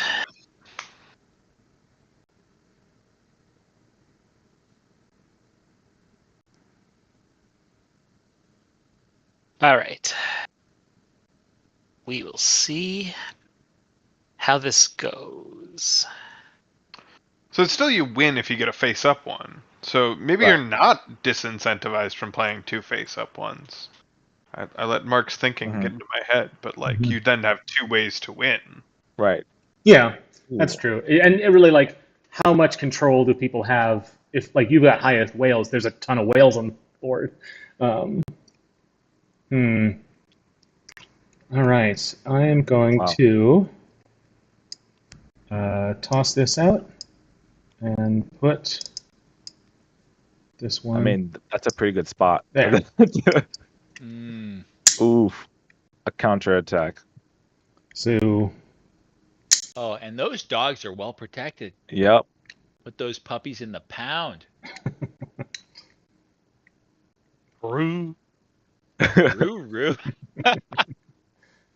And well, because no one has a card to discard, so they're safe. Right. Absolutely. Exactly. But also, it means that both of you have turns to play. I didn't block you from playing them, so I am just. You just have to try to decipher what I wanted out of that if you're trying to stop me. Oh, it's the meta game. Is he a dog? Is he a dog lover? Is he really want dogs to be highest, or is it just a bluff?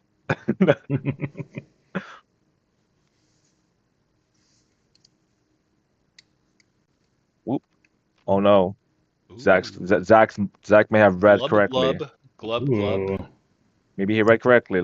Let's see. Josh gets the final play though. It's all up to you. Here we go. Question is, a whale. I feel like spending $2,000 on a mobile game. The whales sneak into the lead. Oh, 6-5. Okay. Oof. It hurts to be Zach right now. All right.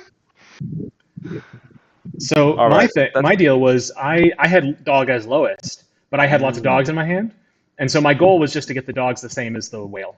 That's what I wanted, but I missed it by 1. But my highest was birds, and those fell away pretty quickly. So 4 birds.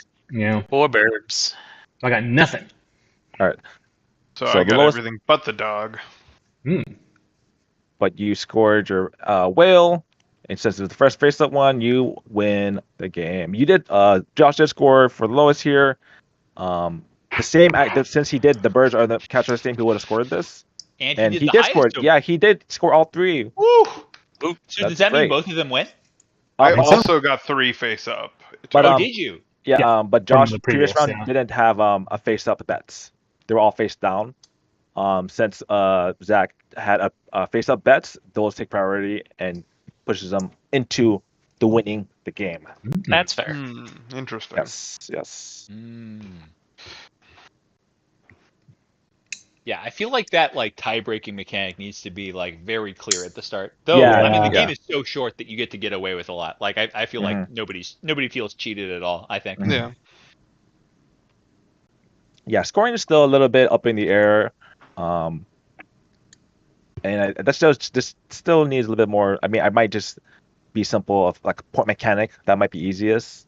But in addition with still having pets being revealed, so you still score, but the more you win, the more of your public information comes out. Yep. I like that, actually. It forces you to play more cleverly in the later rounds.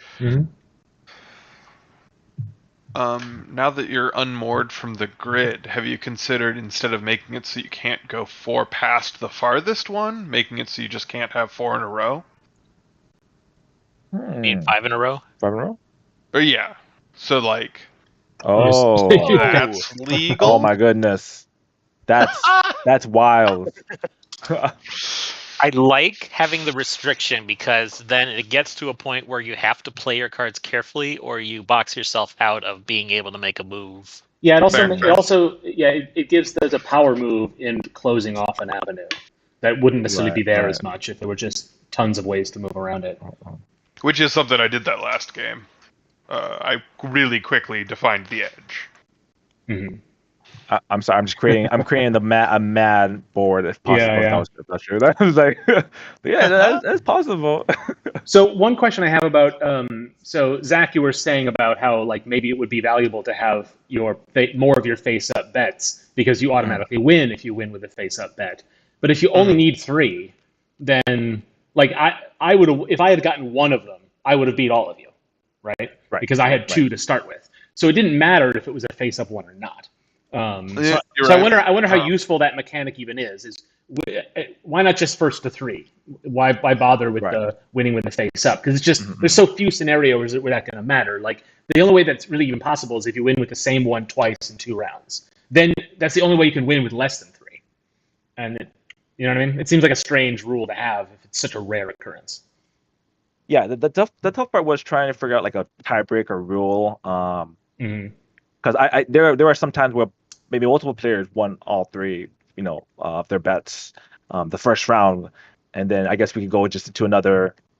Well, that's what happened this time around, but it was just a matter that Zach had already had those points. So that was what the tiebreaker was. Not that any of them were face up, right? It's just that he already had a point, and so he got to 3 first, I guess. Sure. I mean, if I had just gotten to 3, and if I had one of my 2 blank ones, and not my face-up one, I would have tied.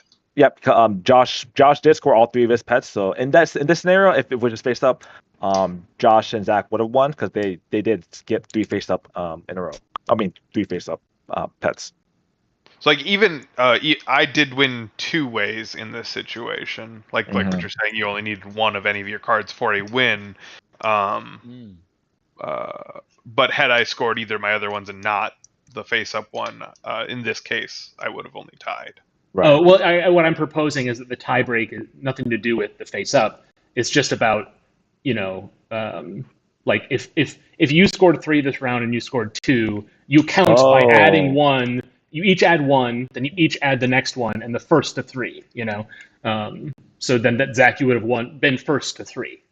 If you're counting your wins, in one at a time. That's a less. There's less opportunities for ties, if that makes sense. Because if I would have won, if I had gotten 1, but it wasn't my face-up one, then under what you're describing, all 3 of us would have tied. If also Zach, you didn't win with the whale, that seems a little strange. But it seems to make more sense that. I mean, I guess that rewards winning early, and I don't know if you want to do that. Winning the first round gives you an advantage in a tie scenario. It just seems less ambiguous than other way around. If it's first to 7 or something, and you win with one that's face up, then that's a way to short circuit your way to an early win. But with only a single difference between winning with 2 or winning with 3, it just is like a strange rule. Mm-hmm. See, I like the other way. I like the scoring a lot more before I heard about this winning with face up things immediately. Yeah. Like I actually thought that like having them be face up being a disadvantage was just a sweet thing to do, and it didn't need to have any advantage carried with it at all. I don't know what you think about that, Pat, but like I think that like the more you've won in the past, the less you're going to win in the future. Just makes it more fun. Right. Yeah. I think a simple scoring thing. But again, the fun part is revealing the information, and that like it's kind of like a catch-up mechanic where players know, at least they know what you're not going to be betting, or if you do bet, it's going to be face up at least. And so like it allows players to kind of like they can score easier because their bets are not known, and so they can probably catch up a little bit better. Yeah, you're right with a bunch of the tiebreaker rules and just all these. It does feel a little bit tacked on, and I probably will. The main design is I was trying to figure out a more cleaner scoring system. And if it does come to just having points, like a 1, 2, 3 or something like that. But I guess one of my goals was not having to deal with the scoring system is your pets versus having like a tracker with a point tracker with you on the board and reaching a certain number, let's say. I'd actually go the other way. That the first player is in the worst spot and the last player is in the best spot. I could be wrong about that, but if you find that, then you have a pretty natural tiebreaker where like the first player, like if you end up tying, whoever is earliest in the turn order wins. Yeah. I personally swing the other way, where like if I had to pick one of these two to remove, I'd say that make it so that you can't win by getting 3, and you have to win a face-up one. Whoa. I really like. Because it's so easy to prevent. Yeah, I really like the natural. I think it'd work better if it went to like 3 rounds more often. Sure. Yeah. But and I think that might even do that. Just on its face. But I like the natural balancing of making it so the player who is most winning has the most players going against them. So if let's say the board looks like this, and no matter how many face-up pets you have, like something, let's say the game is sort of like this, like you did win 3 pets, but we were not playing for face-up 3. We're just trying to play with one of as long as you win with a face-up pet, you win the game. Like if you win the lowest, the cats, you win the game right away. And that's just how you win. We're not doing like a point. It's not really dealing with the point system. It's just when you do win, you get to reveal, and that allows you to win if you want to bet that face-up pets, right? Yeah, and if you win with 2 pets and somebody wins with 1 pet at the end, you're the winner. Otherwise, it's just a tie. Right. Okay. Yeah, I like that because it does. I mean, the game cannot end until the second round because a player needs to win first with the face to reveal a pet, and once they reveal a pet, they could then, if they win with this whale and it's the only face-up one that they won from the previous round, they would win. If they win the second round, then they would win the game. Let's say. Yeah. Yeah. Okay.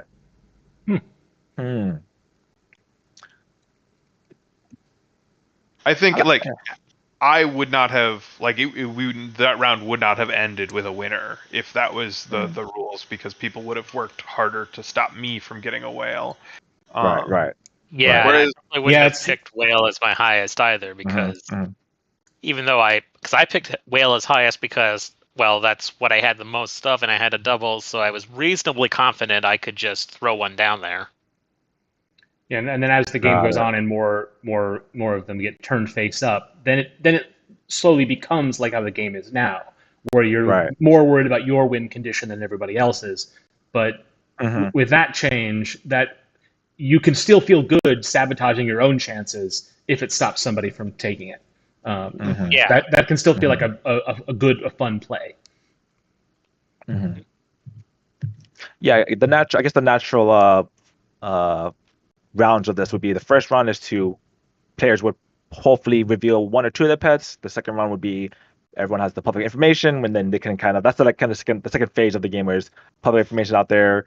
They're trying to fight against each other, and then eventually someone will score a face-up pets and make the same bet. So eventually they will win eventually, hopefully.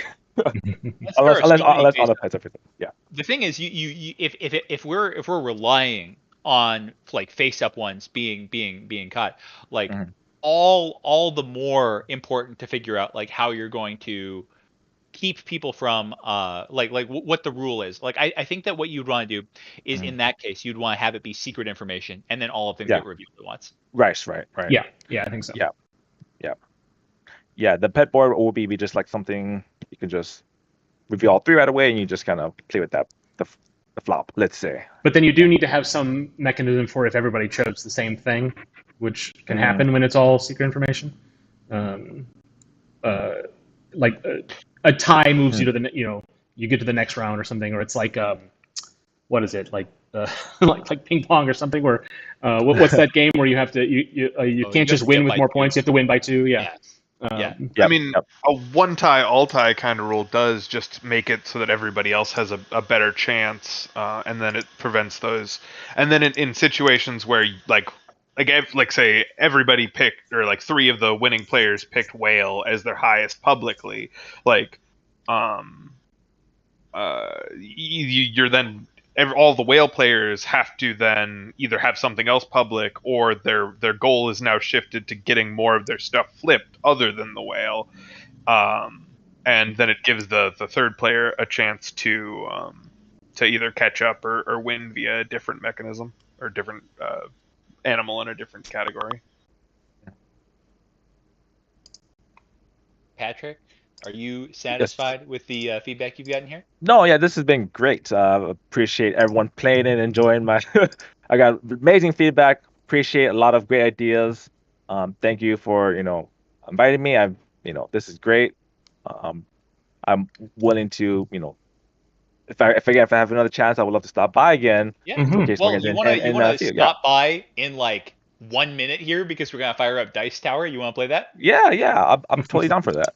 Fantastic. Do you have what Mark? What is the software we use? Parsec is the name of it. Well, Parsec. You have that? I do not. I will get it right now. Okay, sounds good. Zach, do you have Parsec by any chance? I do. Unfortunately, I have to jump off a little early. You jump off. Okay, thanks so much for joining us, Zach. I really appreciate thank you. This is a real good game. Zach. Yeah, I think the key about this game is that like we had suggestions up and down, but at no point was it unfun. I think every bit of it was enjoyable. Like we had a good time. Everyone was strategizing like every bit of it, even when you're like, oh well, maybe it shouldn't work this way. Like we still enjoyed every second of it. So I think that's a sign of a really good core. So I'm looking forward to seeing it advance on next time around. The whales clearly need to be actual fish. We want to call them fish. Right. And I hate the fact that we're technically not accurate about that. So make the change. Pull the trigger. And the dogs need a brown background or a green dog. Mm-hmm. Yes.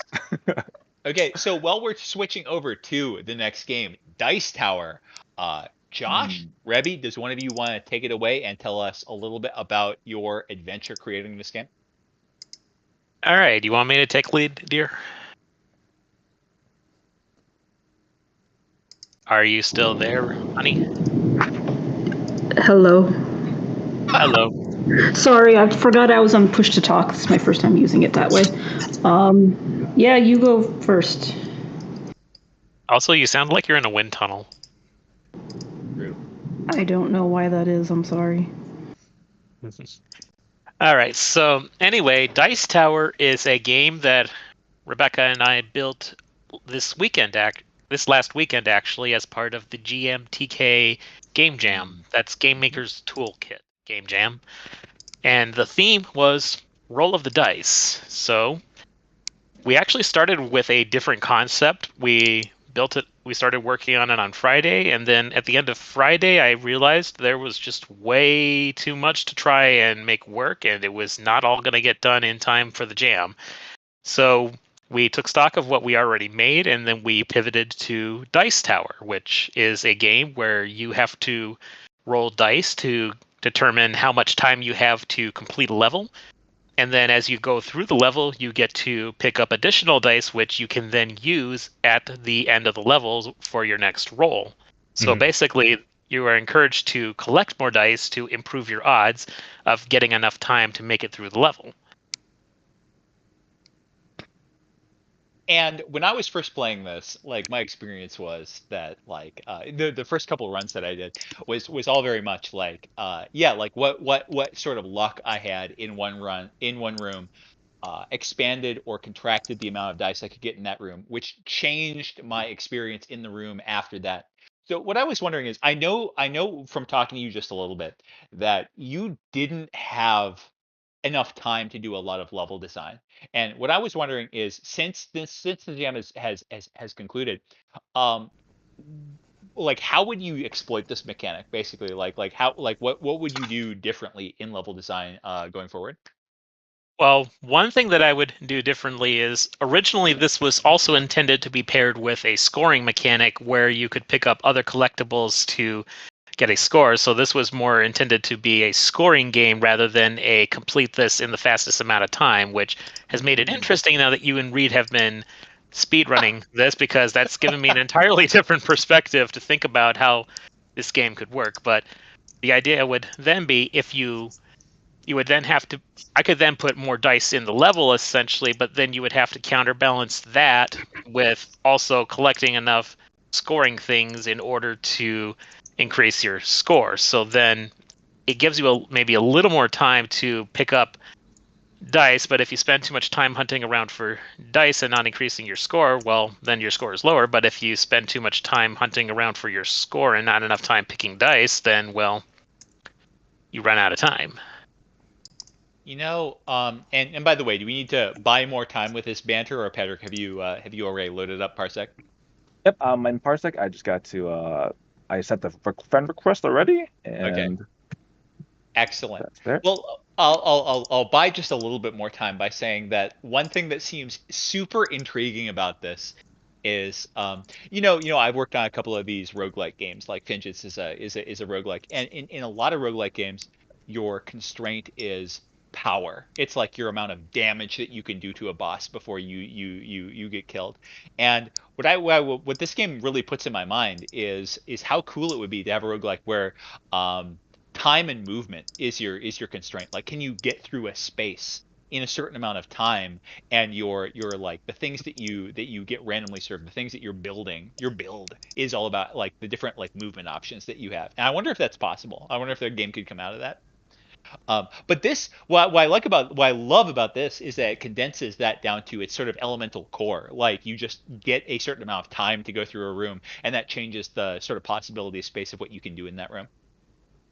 Yeah, that's what I really liked about this too, is that like at its core there's already an interesting element, and then there's a lot of possibility to put stuff on top of it that enhances that. But since the core of it is you got to get through with enough time in order to, and with enough dice in order to survive the next level, there's already so much you can do with that adding things on top of that would make it even better.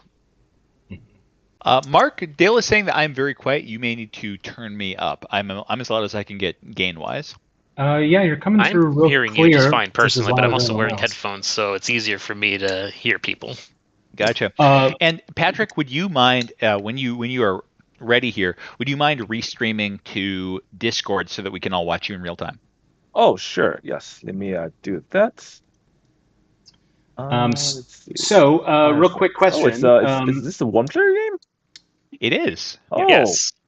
I thought we were jumping in a board together, guy.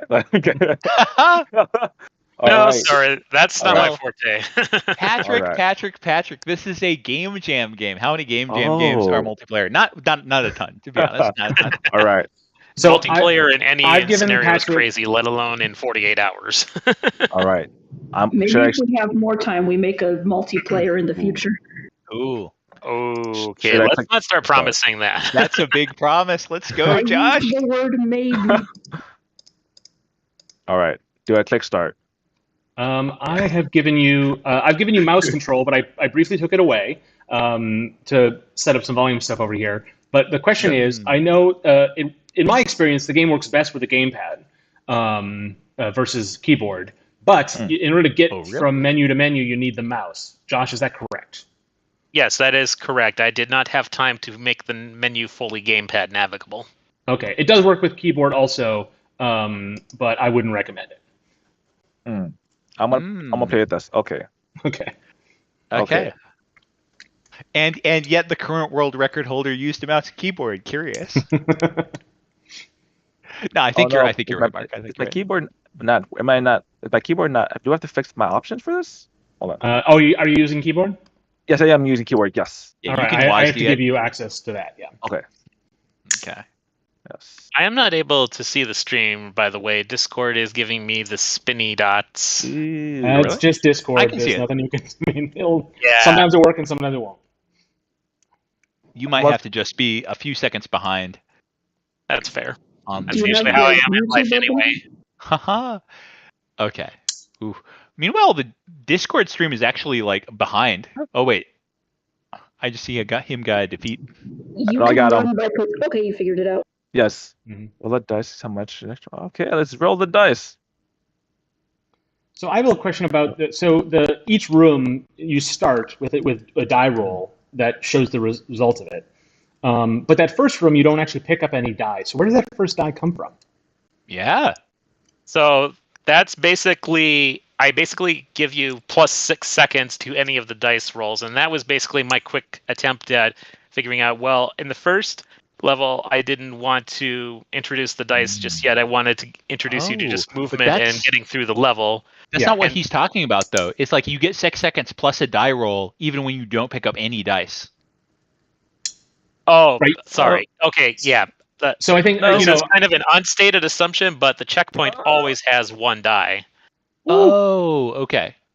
Oh, interesting. Okay. So I think one thing you could do is put a die on the door, or before that first level, Yes. you have a little area where you enter. You have unlimited time to enter, but there's a die waiting for you to pick up, or something like that. Yeah. Die that would in be the good door sounds communication. great. Yes. All right. Oh He's no! got 19 seconds. No. What are these? Oh, nice rounding the corner, bro. There we go. Ooh, Coyote jump, pretty good. Oh, I did it. Oh no! Man. Oh, I get. Wait, why is this noob on our stream, Mark? Got it. So this game has a run button. But it's not so hard to control your character that you ever want to not run. Yeah. Well, yeah, that was, like I said earlier, this started out as a different game, and at the other game, you were able to walk, and then I just never got around to thinking about whether this was a thing I should keep, so it stayed in the game. Yeah. Right. If in the future, So it's a question about game definitely jams, right? Like what is a design choice, and what is oh my god, we only have 48 hours, or whatever it is. Yeah. Exactly. Will Pat get the optimal jumps here? I'm running. Oof! I can't watch. Where's the door? Where's the door? I don't know the levels yet. You got 18 seconds, bro. Okay, I got this. Mm-hmm. Okay.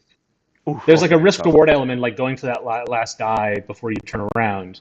I don't know necessarily enough about because I don't see as much of I've played this through a couple of times, so this is my feedback from this basically, is I don't see enough of a relationship between the risk I take going out of my way to grab that last die versus how well I'm rewarded for doing that. Like I don't see the connection. I'm sure it's very simple, but it doesn't really other than like there only being like right now, Patrick didn't go for that last die because he did not have enough time to get it. But in my mind, when I played through it a couple of times, I never felt it. If I had enough time to get it, I always figured I should, and I don't know why I would or wouldn't in that scenario. Like why would I make that choice too? Yeah, and part of that is due simply that I just threw these levels together in like an hour, so I didn't have that much time to think in depth of, okay, I'll place this here, and it's a little bit more out of the way. Because, obviously in that one particular level, there's no reason to not go for the die if you aren't absolutely out of time. And there's definitely better placements that could be made to make that more interesting. Well, I mean more like the relationship between a die and the number of seconds.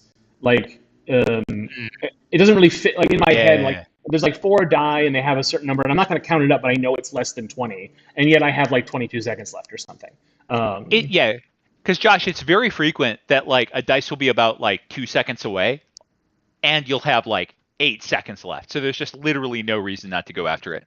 It makes me think that like if there were some sort of like obstacles, like for example something that shoots fire, and if you got hit by the fire, you lose 3 seconds or something. So there's some risk in doing those things, some chanciness to it that would make those decisions a little bit more difficult. Yeah, agreed.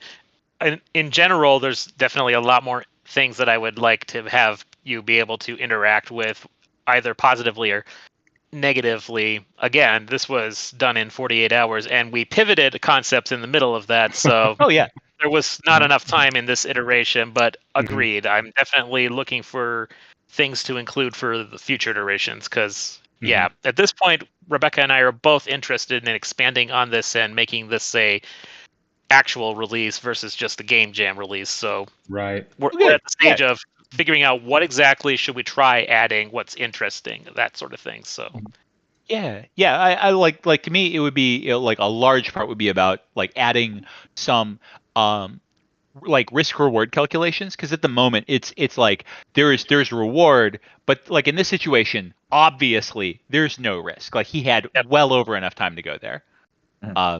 And like a lot of the things that I'm saying are things that I'm sure that you already know, but like I just sort of like iterating them out here.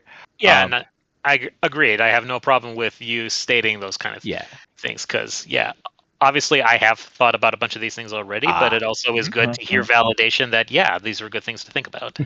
Now, I definitely think that the thing that I would be really curious about is just as a very, very simple thing to do is to just like, I think that what you did here, jam strategy wise, was perfect, because you almost always want your jam games to be pretty easy, because that will make people have a good first time experience. But what I would be curious about for longer term play is, have you made the like developer's cut, the director's cut, where the game is just like much harder than it is right here? I have not made the developer's cut yet. No.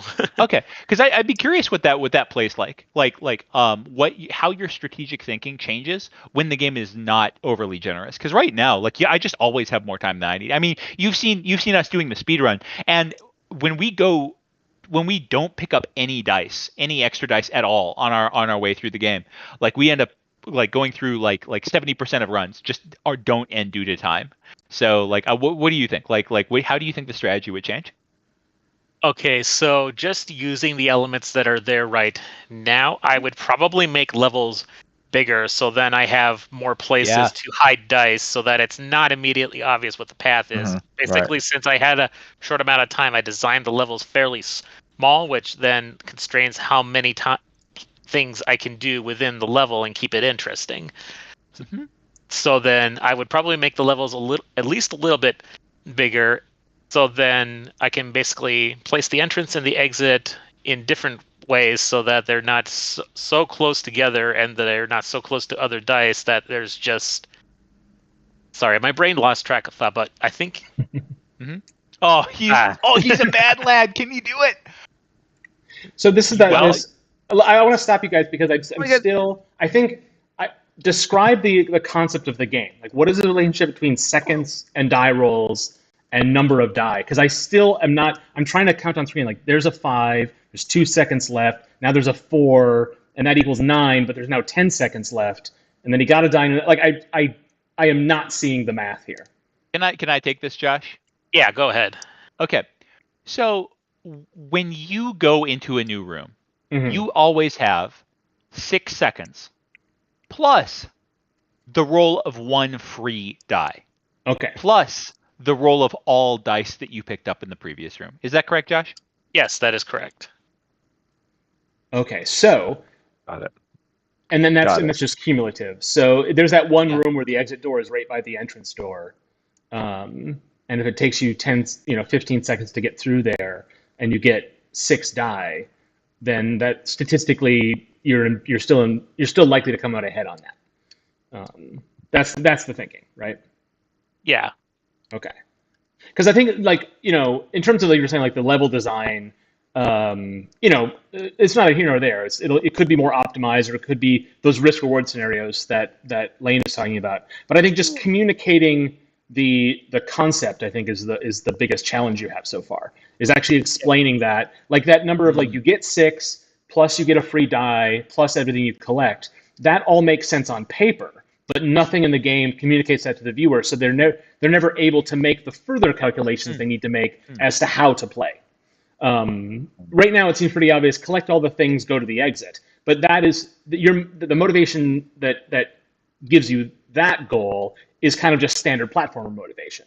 It's not unique to the game. So I think testing it requires a little bit of that explanation so that players can come up with ways of like, how can I get through this without having to collect all of them? Can I go through a little faster? I don't think they're likely to come to that thinking unless they fully understand how it all works together. Yeah, I like at the beginning of each level, like the 4, maybe like be like a plus, like I got 4 plus seconds, something like that. I was like reading it now, like sitting down and trying reading each checkpoint, like yes, 6 seconds plus the 4 I got, that makes sense. Right, and the dice you collect are not rolled until you go into the next room.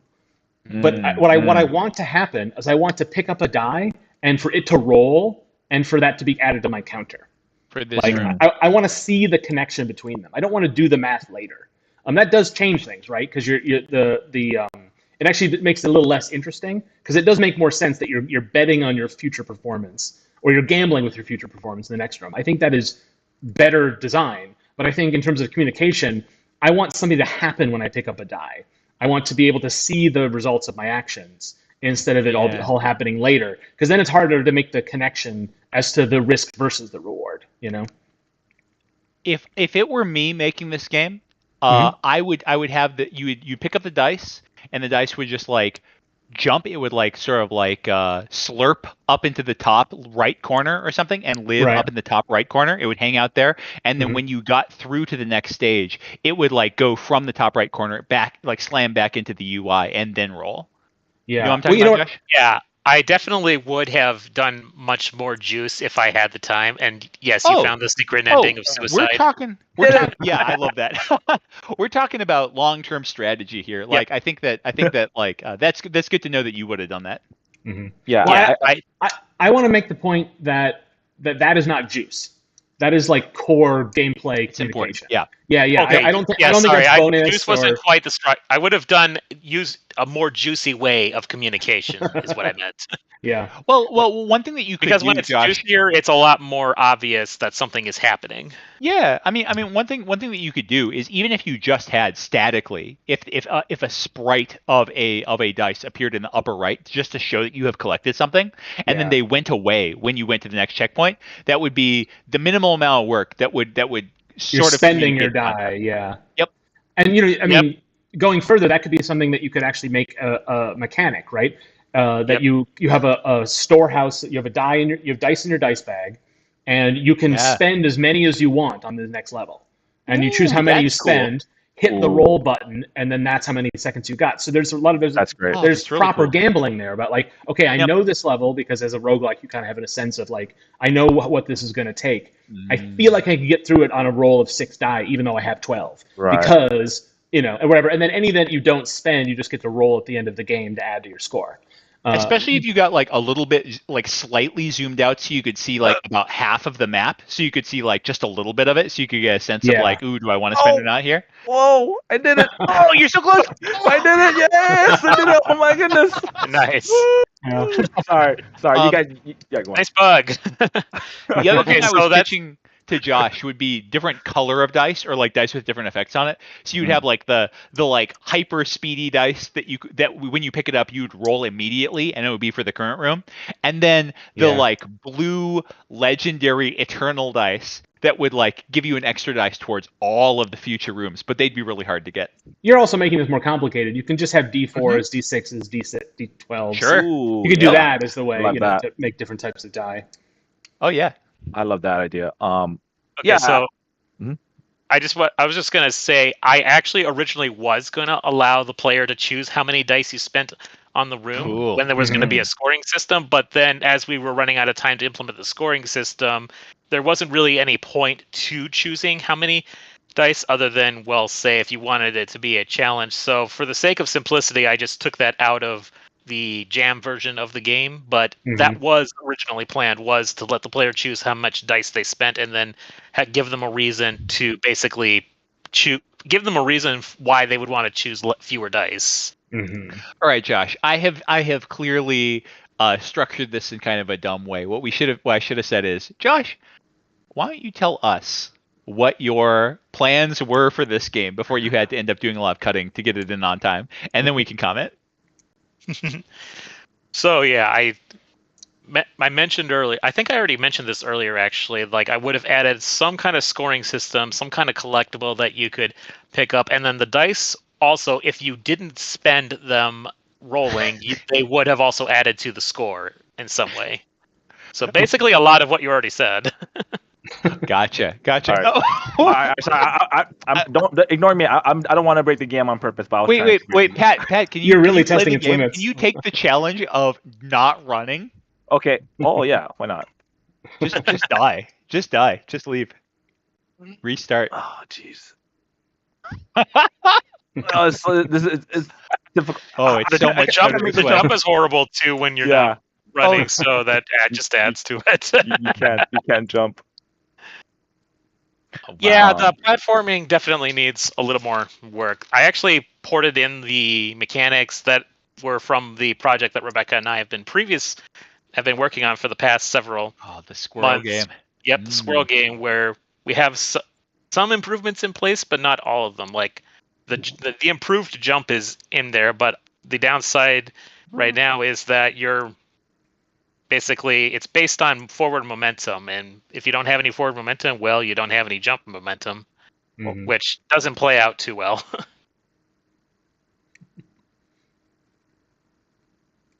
And then there's also the bug where right now the jump is not canceled when you hit a ceiling, so you actually get stuck if you hit a ceiling while you're jumping. Is that so? Because I like, to me that was a like useful mechanic. Well, yeah, it's a useful bug, which is why I wasn't concerned about fixing it before the jam release. yeah, no, it's great. It's like it's the fastest way to take a corner. I think with the ceiling so low and the jump so high, it would be really punishing if you were bonking it, you know. Yeah, absolutely. But I think from jump, I sort of assumed that the I had no interest in critiquing any of the platforming mechanics because you're under a lot of stress and you are using code you pulled in from other things. It's totally expected for a jam platformer. Well, is there and hold on, I have to just say, what are you talking about to Bit in the chat? This is like the most offended I've ever been in my life. Anyway, I have to ask, like, Mark, is it definable? Do you say like the way in which you would want to adjust this jump if you had infinite time to work on it? I think the jump feels like it's too fast and too high for how fast you run. I think that if you ran faster, the jump would make more sense, but the rooms would have to be bigger also. I think the jump is definitely too high. Agreed. Yeah, but at the same time, the jump kind of needs to be that high for where the levels are done. This is the thing about platformers that I think it takes takes a while after you've made one or two of them to like figure out, is that like you can't really design your jumping mechanics and your levels independently. Like it's one system. And Agreed. so what happens is if you make a decision you later regret, then suddenly you have to unravel a lot more than you expect to. So like I said, I wouldn't presume to make a lot of comments on what exactly you should change, because any change you make will just have huge ramifications. But I suspect you would want to make some changes, because I think I don't think you would be loath to admit that the platforming doesn't feel great right now. I am not loath to admit that at all. Right. And that's kind of not the point. It's like conceptually that the concept is there, it works, it feels good, and so who cares if the platform is a little janky? That's not the problem, really. Like that can and will be fixed. It's not really an issue that is worth complaining about, I would say. Yep. It just means that you'll have to change everything, like level design, all that stuff, and that too, you're saying, is not something you're precious about at the moment. So, you know, No. um, Like I said, I threw these Look, together in yeah, an hour. walking I it have in. no precious Yep. about them at all. yeah, exactly. Patrick is like Arsenal, always walking it in. Yeah, Oh man, This guy. just trying But to get the certainly last level without running.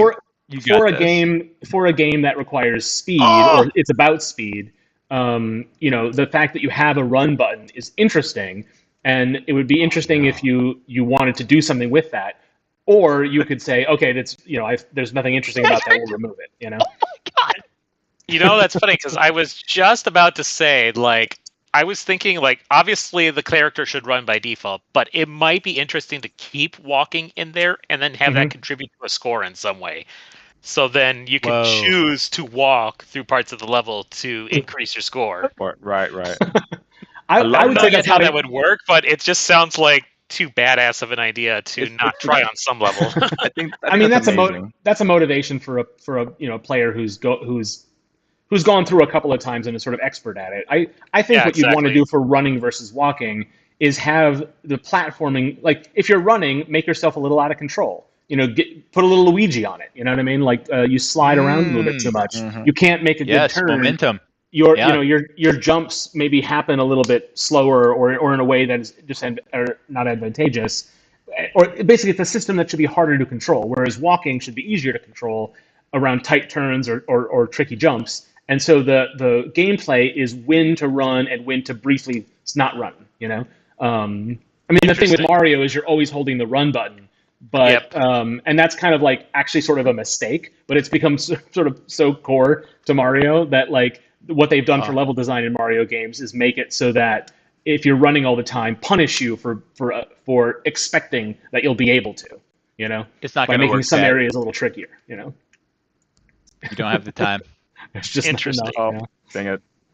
Yeah, no, you're gonna be short by like 6 seconds here. Yeah, I messed up. I messed up my jumps. Well, you also didn't get as many dice as you got last time. Oh. Hey, if you didn't miss that jump in the middle, you would have got it right on 0, I think. Yeah. No, I think I was just listening to all the beautiful commentary. But I do love the idea of spending the dice and like trying to like saving them for the next round. Good. I think that's a fun thing. Yeah. And does add that little gamble aspect of it, and it's just fun to like maybe click more buttons. Like I'm gonna roll this dice, and I'm gonna click another one. Oh, I rolled a 1. Okay, I gotta keep rolling, and there's some tension with as a player to like I gotta do this for this level, or if even if you show like the players like the future level and like, oh no, this is an easy level, I could do this with like 1 dice roll, it's easy. But for like a harder level, depending if you would do a roguelike and like different where the levels are not the same in a specific order. Yeah, and players could be. Yeah. One thing I do Absolutely. want to try is randomized map order. Yes, I think that's the best. And adding. Well, I was going to with say the mechanic- opposite of that, which is that I think you want to pace out a sequence of levels so that a player is like, these ones are real, because a lot of the levels as they are, you tend to reach the exit when they're, not like, some of them are like last second or whatever, depending on your die rolls, I guess. But they all seem to work the sort of same, is you want to get there as fast as possible. But a couple of levels, if they were just incredibly easy, then it would give the player opportunity to save up some die. You know what I mean? Like have one room that's just 16 die all in a row that you run through, and then a door. Right. So that you can just build up some, and then you've got some to play with and what to spend on. And you find that I ended up having to spend a lot because I was running behind, but now I have less for later that I was really saving up for.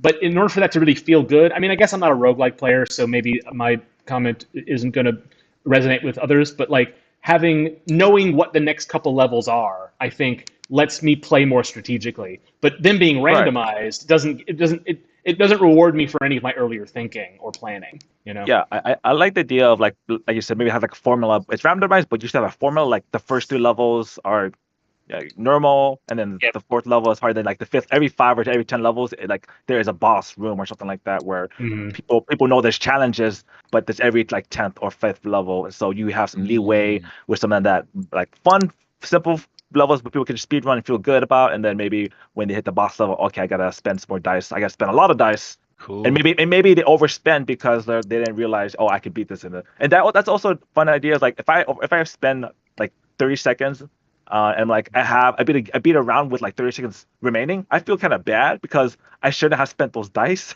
because I completed it. I kind of wasted it, and I think that's also a fun idea of players like, oh, like they gotta really know if they can manage this level with Well, right certain now, stages. your time is cumulative, right? No. No, No, it it's is not. not. It Oh, is resets after every level. Okay, Yes. okay. So you can. So it kind of doesn't matter if you make it with a lot of time to spare. That won't help you next round. Correct. Right. Okay. It So yeah, becomes wasted. communicating that to players, I think, will also let them Yep. play a little bit more and not feel like in such a rush all the time. Agreed. Because I think that was Yeah. my conception is that like I'm better off finishing this level with 10 seconds left than with 6 seconds left, because then I'll have those extra seconds going into the next level. But that's not how it works. I think the easiest way to communicate that with just the elements you have in the game right now is to like tick the timer down to 0 when you go into the door. Yeah. That's actually a good idea. Mhm. Oh yes, Patrick has it right here. This is the walk. This is the walk Yeah. of victory, guys. The thing about I'm a little bit. I kind of want there to be some sort of cumulative thing, because it basically means the only level that counts is the last level.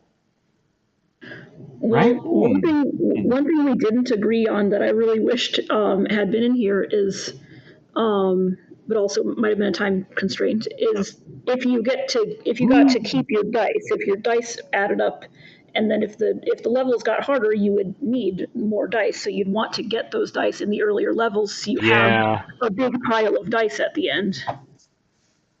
Yeah, that's the other thing. I guess when I was assuming it was the cumulative thing, I also was assuming that you were re-rolling all your die every round or something like that. Like I said, I didn't have a clear idea of how it worked, so I just sort of had a fuzzy idea of how it might work. But Right. Rebby, that's interesting. Like as a way to make it feel more of a campaign rather than just a level, then another level, then another level. Yeah, and like I said, we originally were going to do it where you chose how many dice you put in, and then you keep the rest. Mm-hmm. So, and then I just took that out because there was no sense I could think of at the time in doing that if you didn't have an alternate reason for wanting to not spend dice. Mm-hmm. That room just makes the walk dream impossible, right? Yeah. Because you can't make that jump. Yeah. Yeah.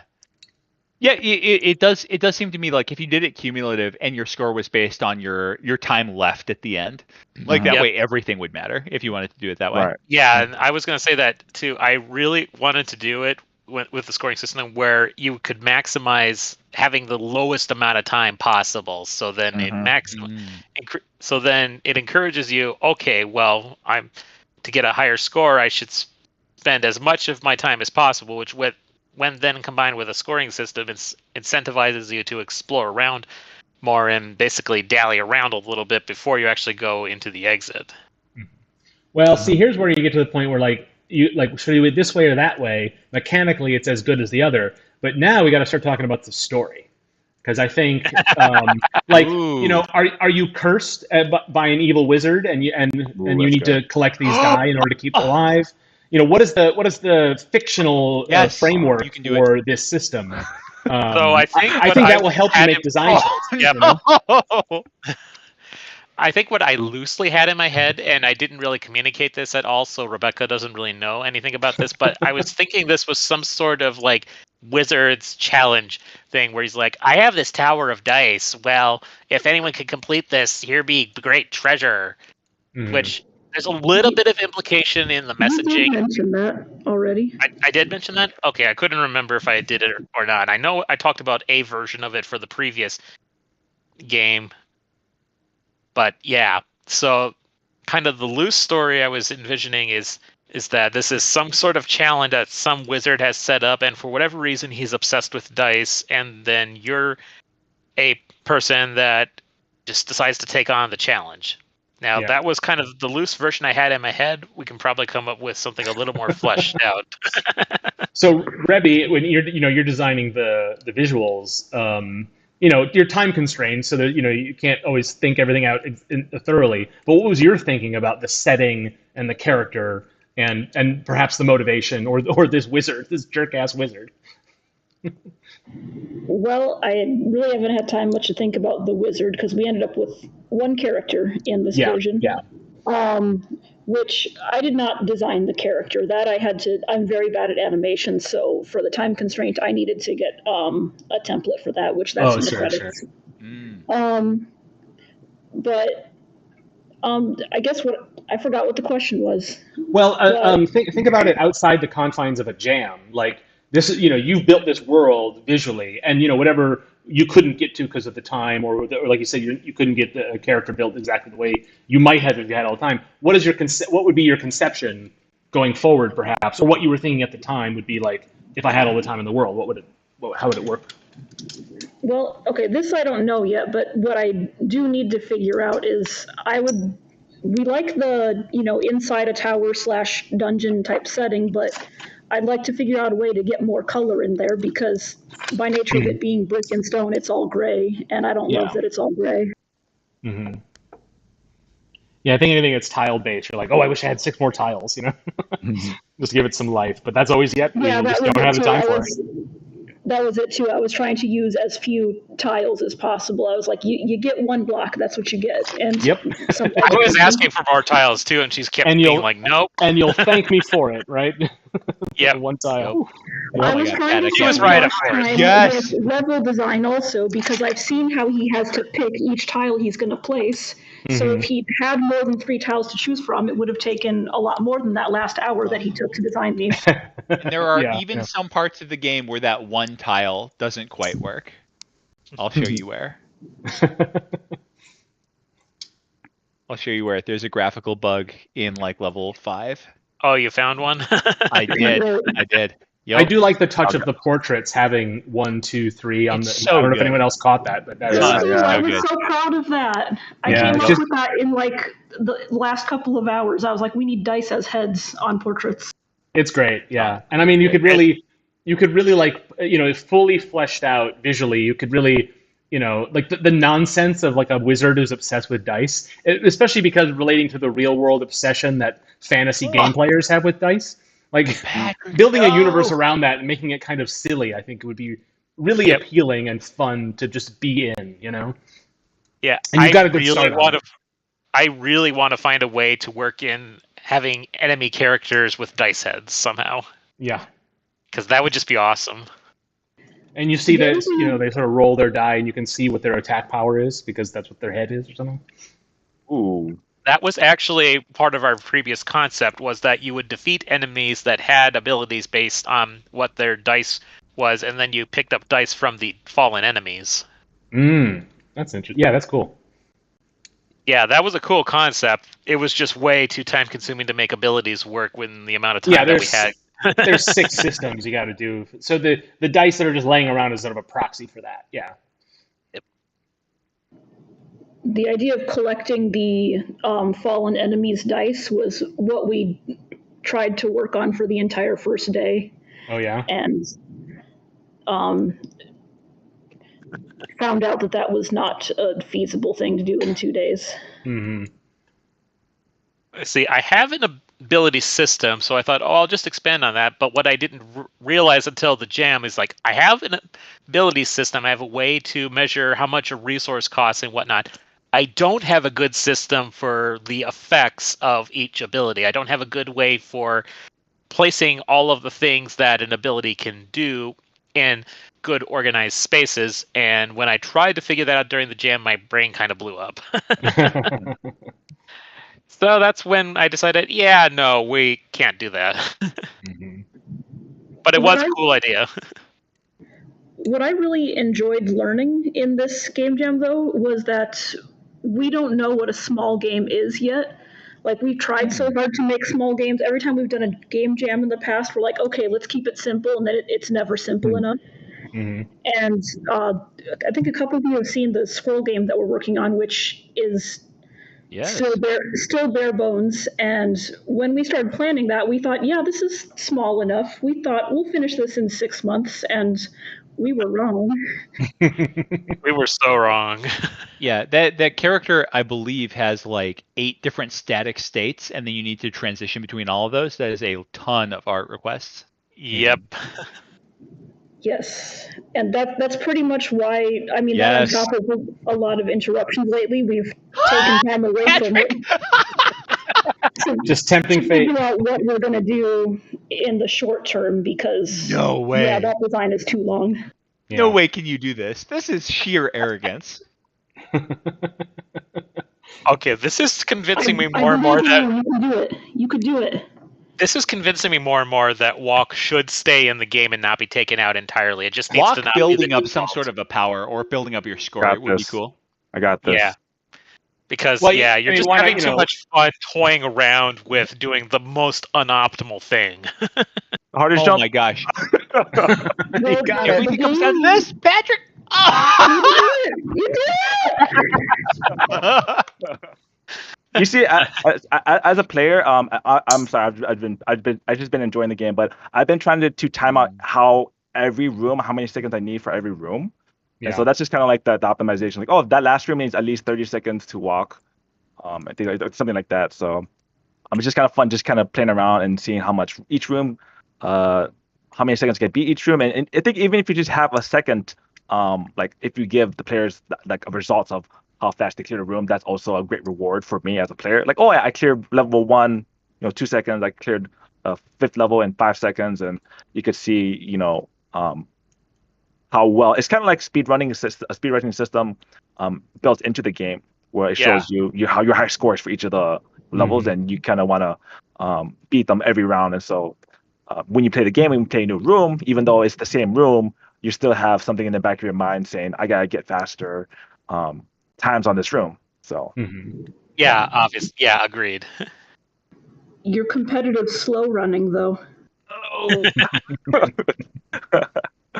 Well, since we didn't really have time to make the game as hard as it should have been, it's too easy, as a lot of people said. It's been really interesting to see people just come up with their own ways to make it harder.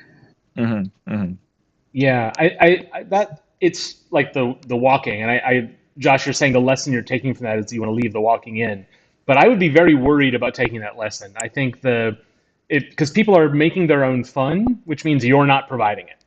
Does that make sense? Right, but yeah, that's as harsh but as I can be, really. Like, because it's the levels are easy, but it's a fine line between like it's really easy if I just keep going straight and get there. But if I make like 2 mistakes, then it's suddenly extremely hard, and so. Yeah, and Yeah, when I say it's interesting to see people, make it more interesting on their own, I don't mean I want them to do that. I know you guys are doing that to be nice, but it gives us ideas like, oh, this is how it could be harder. This, is a suggestion that could be taken. Oh man. Yeah, you can design features that ask players to do that, and then because you've seen players find ways to do it and have fun with it. So yeah, if you actually adding that to the game. Rather than leaving it open as a sandbox. I think, that is the right lesson you're taking from it. yeah, that's what I meant. What if instead of walk as default and a button to run, what if run was default, but you allow a button for walking if someone wants to try the walk challenge? Yeah, that's what I already suggested. Yeah. Yeah. I wonder how we had a standard bunch of that is for abilities like that platformers. in 'Cause I- Vengeance, where you would just hold down a button to charge something up, it would make you slow, and that worked out really well. You can tie it to something else. I mean, it could be a case of I don't know. We did this in Widget Satchel, but the more things you collect, the slower you are. So you could have certain items in the game that are high value but are heavy. Leading a little bit. That's a little bit of a D&D thing too, right? Being encumbered. True. And so it could be the case that there's just some special thing that's amazing, and if you go for it, it's like the first time it's a big mistake because you don't know how to handle it, and then it sort of becomes a sort of a bonus thing that you can work your way towards as you get better at the game, or strategize around. So as soon as I pick up this thing and I can't run anymore, suddenly it's really, really hard. But really, you just need to figure out the tricky path or something to make that speed work. Yeah. Or it really could just be a matter of, as soon as I pick this up, I now must play perfectly, which is that's fun for people. Make no mistakes, that sort of thing.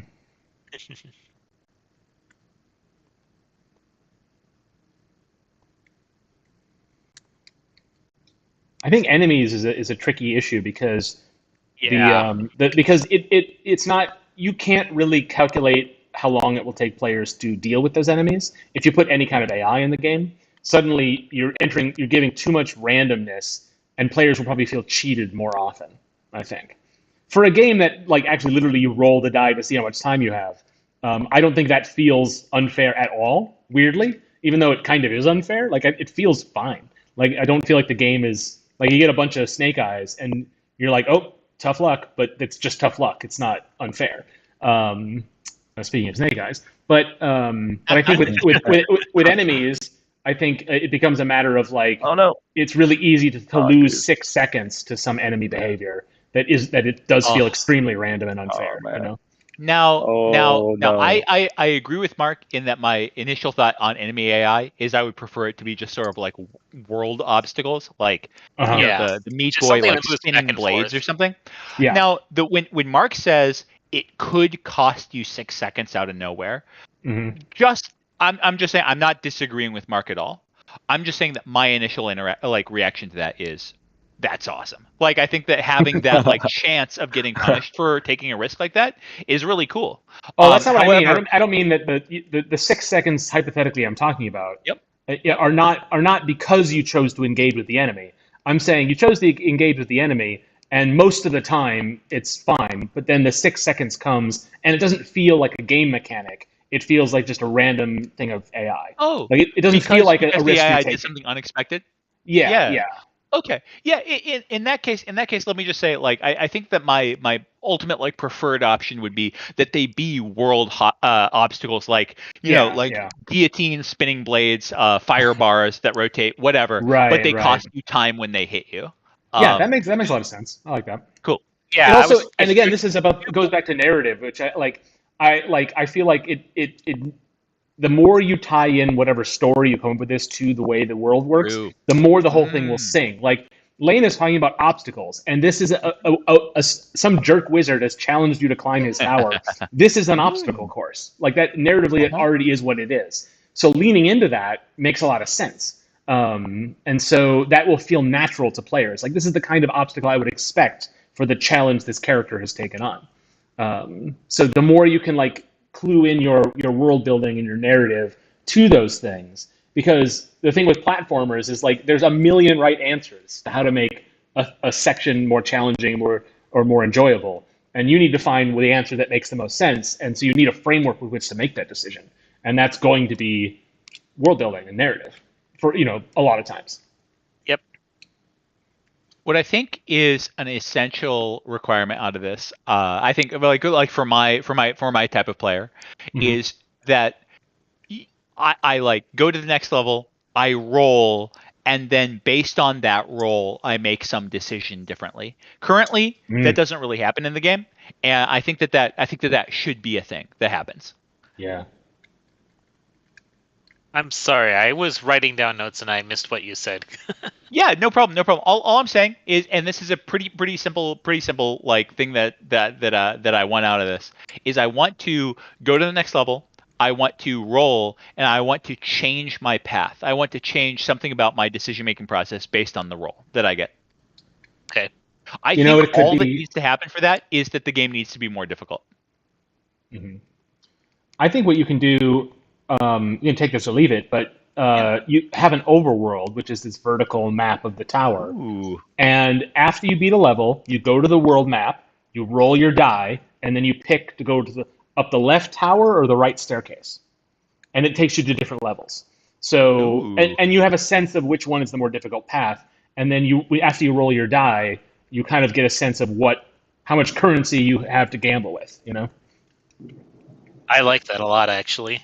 It'd be a way to a lot of modern like roguelikes, they'll offer you different paths, but they will tell you in advance which path is going to be the harder one and which is going to be the easier one. Like for example, in like Vault of the Void, Slay the Spire, and Across the Obelisk, all three of those will tell you where the mini bosses are.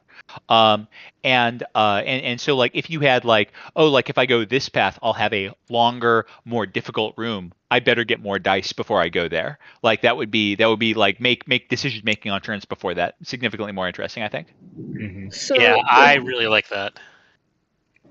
So if you could complete the tower, skipping certain rooms, but some rooms are worth more points than others, but those would be the longer ones, obviously. So if you want the higher point rooms, then you need more dice.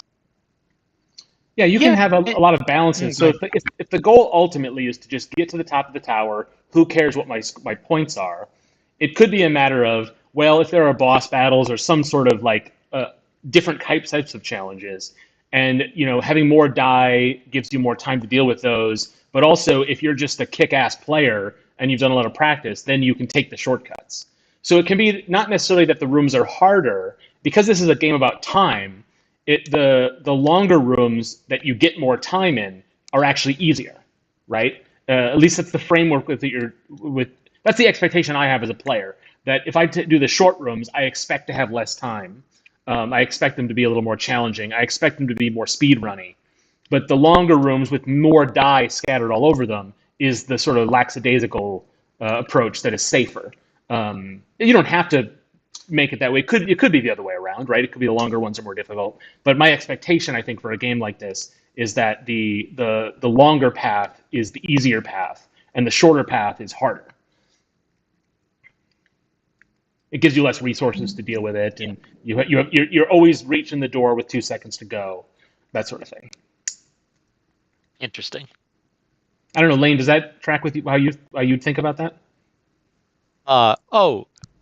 Yeah, absolutely. I think that putting some things together, I think that one of the things that makes a lot of, now I don't know how like roguelike you want this to be. Right now it feels like it really could live in that space.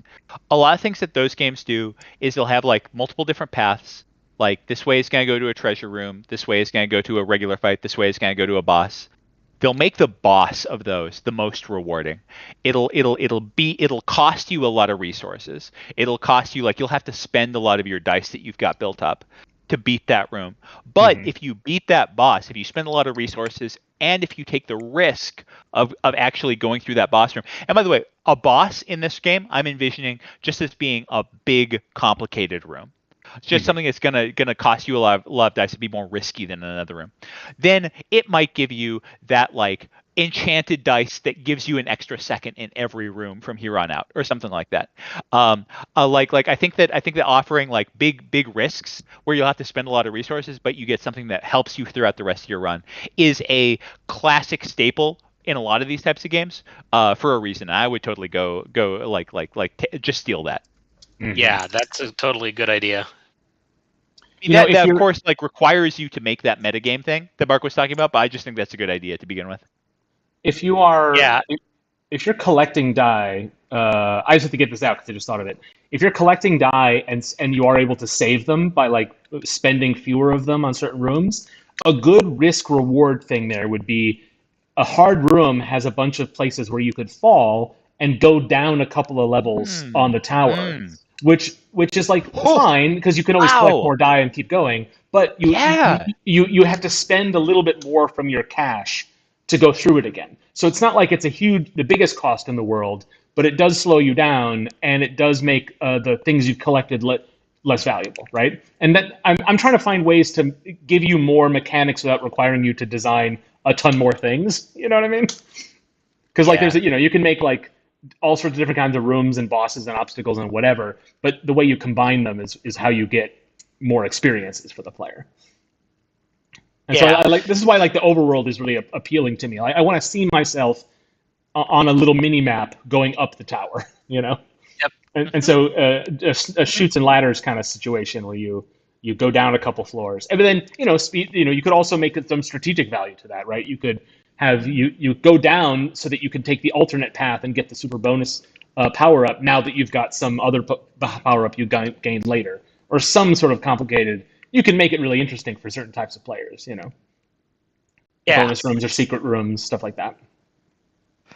Yeah, and one thing we're going to have to be considering throughout is like how much can we add versus how much time we intend to spend, because as we were talking about earlier, we have trouble concepting small games, but what we've been talking about lately is that we really want to get into the mode of trying to release smaller games more quickly so that we can get them out and get more feedback on them sooner, so then we can improve and iterate more quickly. So, like, I want to get as many ideas as I can at this point, and then Rebecca and I will start figuring out, okay, what can we actually start prototyping, what's feasible, and then how much time overall do we want to spend, which then influences how many of these things can we implement. And it'll be interesting to see if we can appropriately balance our desire to release more quickly with trying to put in as many cool things as we can. Edmund, if you want to go for the least dice run, you can actually skip that last hallway. You can actually just jump around that platform at the top. Right. Speedrun strats. Rebby, I want to pitch something to you, which is for the aesthetic of the game. It would be like Legends of the Hidden Temple, like it's actually properly a game show where the walls are made of foam. Like, it does take place in a fantasy world, and it is a real wizard, but he's hired a bunch of set decorators rather than, you know what I mean, to like make it scary looking. And so everything is made of like, you know, foam and PVC and stuff. I like that. Thank you. I love that show, actually. I watched it a lot as a kid. Oh no, Parsec is I killing mean, you. there's something about video games where it's like no physical space in a 2D video game makes any sense. So why not just lean into it, you know? Yeah. That is a difficulty I have with design sometimes, and Josh lectures me about this a lot, where I'm asking, but what is the reason? Why is it there? There needs to be a reason, or I can't put it there. Well, I'm on your side in that conversation. Like, it's you do want to be thinking about that stuff, and the reason can be dumb, but it's nice to have a reason. You know, there's a lot of like suspension of disbelief in video game language, but like if you just go whatever, this was decided 30 years ago, like that feels like you're sort of abdicating your responsibility as a creative. You know. Like, I always wish there was something holding the platforms up. And Josh told me nobody asks why there are platforms there. And I said, I ask why there are platforms there. They can't just be floating. Yeah. No, you're right. Like, think about Super Mario 3. Like, there are no floating platforms in that game. They're all hanging on chains or something, because the whole point of Mario 3 is that it's a stage play. But at the same time, it couldn't possibly be a stage play because it takes place over like 30 worlds. Like, you know, it's a really big stage, okay? Right. And so it's just about like the language of it. So it doesn't have to be like 100% logical, right? You still have the language of video games, but like having a framework which you can have internal consistency. Yeah, you have your own logic that you apply rather than just relying on the fact that video games work this way. You're relying on other people's logic. And like, if you make the choice to, that's one thing. But if you just do it to avoid the question, then even in a jam situation, I think it's worth thinking about that sort of stuff. So I'm totally with you, Rebby. It's not a waste of thinking or effort to put some thought into that, and it's worth sacrificing other things sometimes. I mean, players have different opinions on the balance between aesthetics, gameplay, feel, all that stuff. But sometimes you want to have a loading screen or a transition screen go longer to pace out the experience, even though a player might ask you to make everything faster. It's there's no right answer, but you want to be thinking about that stuff all the time.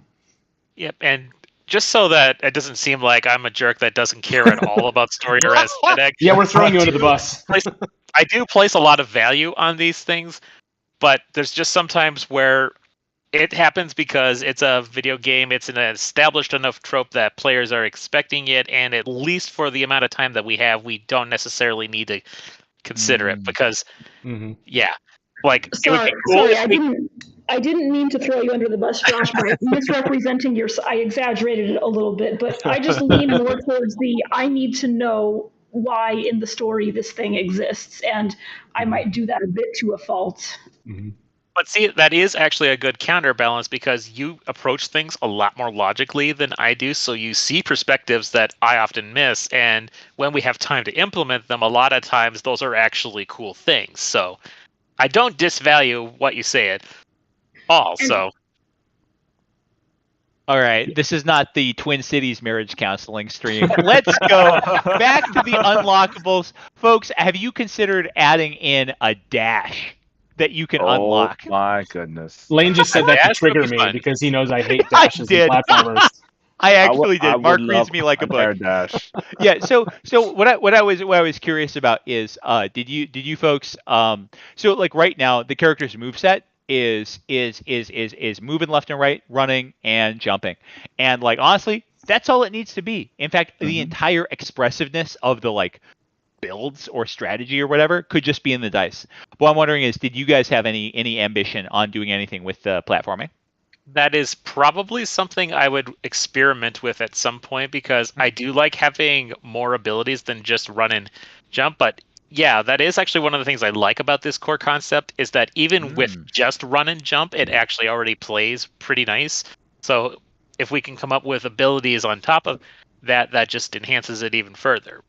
So yes, we will probably experiment with that at some point. So this is way don't do this because Okay, sorry. like, If I can cut in, can I cut in real quick, Yeah, Rebecca? please. I'm not sure if you're aware, but you are not currently speaking on audio right now. And actually, I just realized I don't know why I'm telling you this. I'm not sure if you can hear me either. Because you started saying something earlier and it was really loud, and I did not hear you on the speakers, which is making me wonder if I didn't you hear it either. No, I took my There we go. I took my thumb off the push to talk button because the subject had changed, so what I was saying was no longer relevant. Okay. All right. So blowing up your guys' scope, just making like your organization is called Lunacy, correct? Yes. Spending Lunacy's budget for the next year here of design. Like one thing I could imagine being kind of cool is if you were to like get to like a certain point, like if you were to defeat one of these like challenging rooms, you could unlock a random artifact that would give you another thing, like a double jump or like a glide or a dash or any other Mark hated piece of movement. Oh, I'll movement explain technology. myself when you're done. or like claws that let you climb up the walls, any one of a number of things, and that would change the shape of the things that you're trying to do, that you are capable of in each room. So no room would require you to have any of that stuff, but that stuff would all help you collect more dice in a room or get to the end more quickly. So your thoughts? My thoughts are Mark's thoughts. Mark's thoughts, obviously. Let's go. Okay, so I think the issue with that is, I hate dashes in platformers. Independent of that. Sure.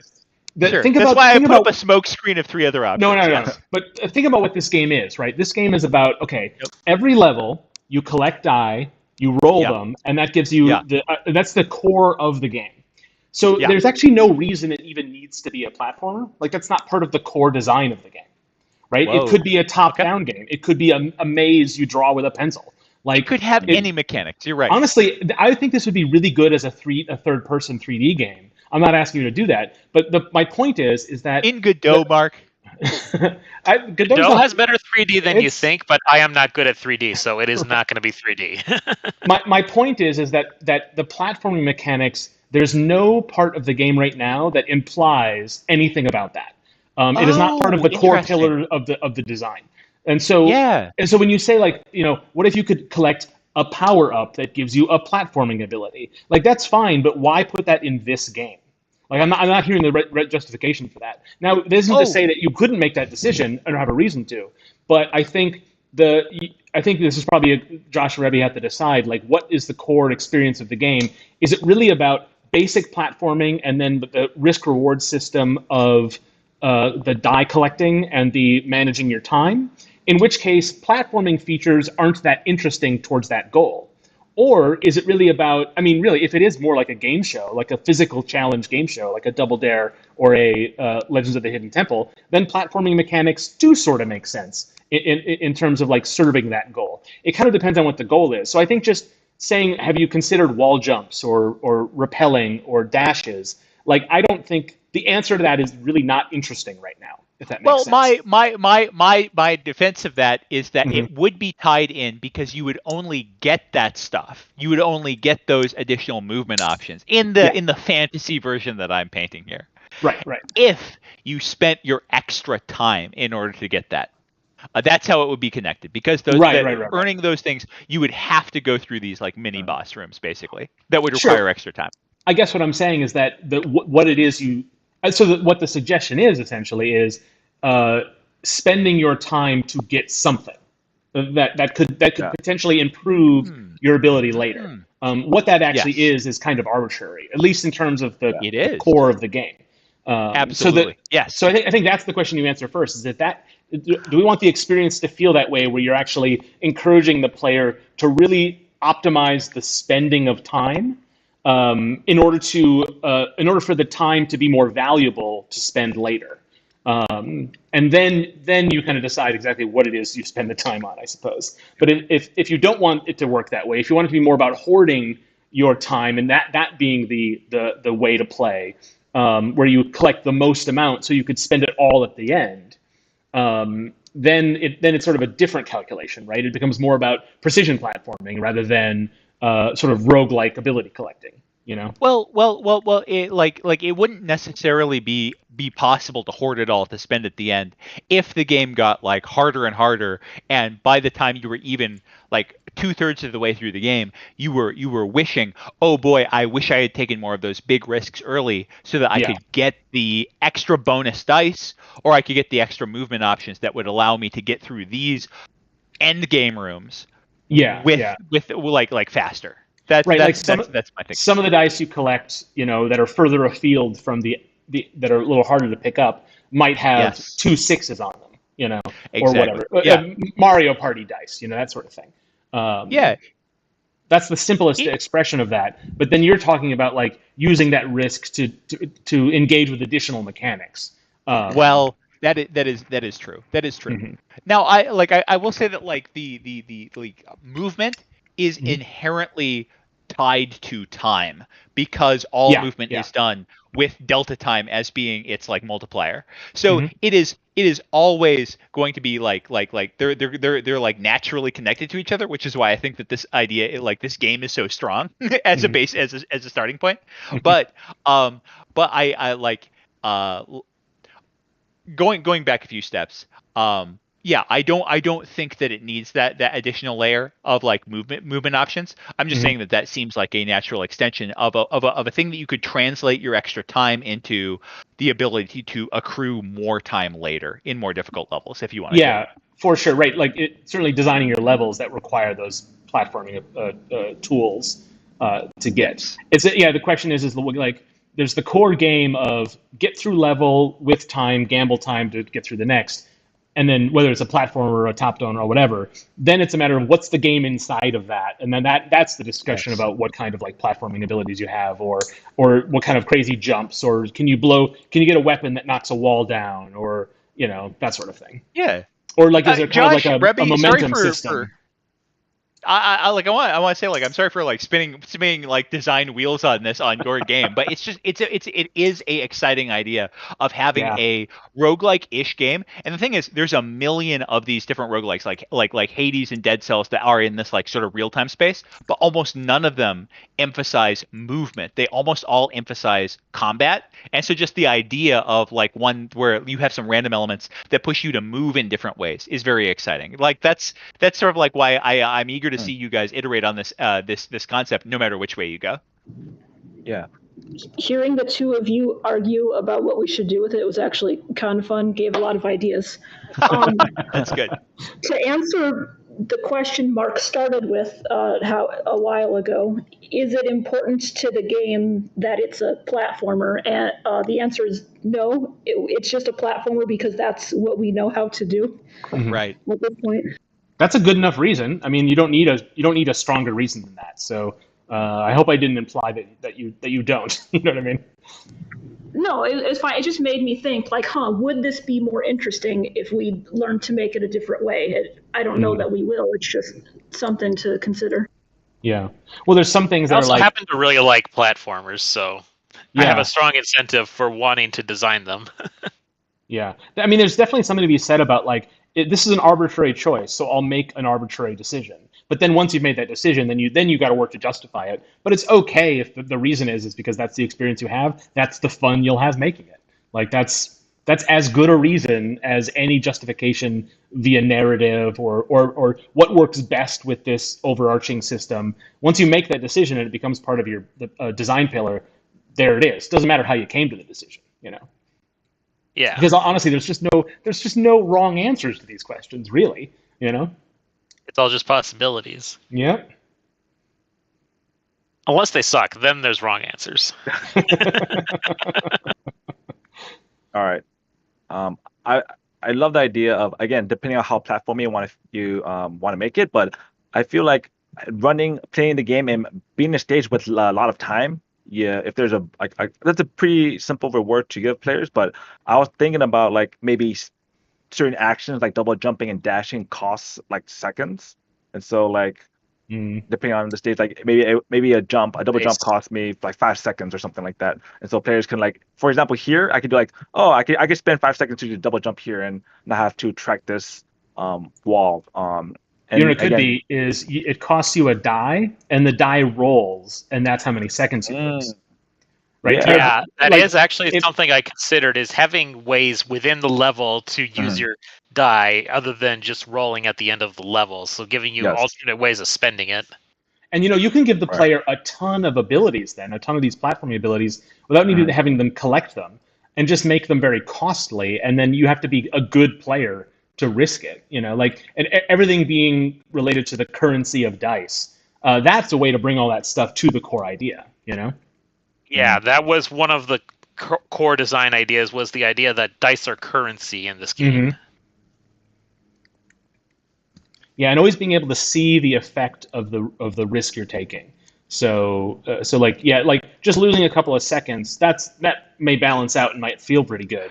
But I think having it relate to the either just lose the opportunity of the die you collected, that alone ties it to it. But also adding that risk of like, this could cost me 1 second or it could cost me 6 seconds, and it's going to save me 4 seconds of time. So that's how many risks like that am I going to take? Because like on Patrick, you have to run to go around that. I know. But yes, I love the idea of just, like you said, it doesn't have to show the result, but like if I collected this dice here, I could use it to double jump, dash, or whatever, and then on my next level, I've spent that dice, so it won't roll for me and won't give me that second. So but playing with those depending on, like I said, how platform you want to make it feel, but I think a simple dash would give a lot of players, like, it feels fun to jump and platform, but dashing is, it's a very simple idea, just to like, oh yeah, speed is fun. There's a reason why like a lot of running games really like, a lot of like, just Sonic or Mario really sell on that point of just the feeling of moving fast is fun. Yeah. And it having it cost something means that you can spend recklessly. And I think that's always it's a good way to teach players how to optimize their play, is give them the opportunity to make bad choices by giving them power that is not worth it, and then teaching them to conserve and be more deliberate with their use of it. And so, like Lane was saying, like, you can go collect the ability to do this thing, but then the thing should cost you, right? So you can dole it out that way, where it's progressive. So you're not just giving players a library of abilities they don't know how to handle, but then give them something, but then teach them early on that this isn't as powerful as you think. It needs to be used judiciously. Or rather, it's a risk that sometimes really pays off and sometimes doesn't, Yeah.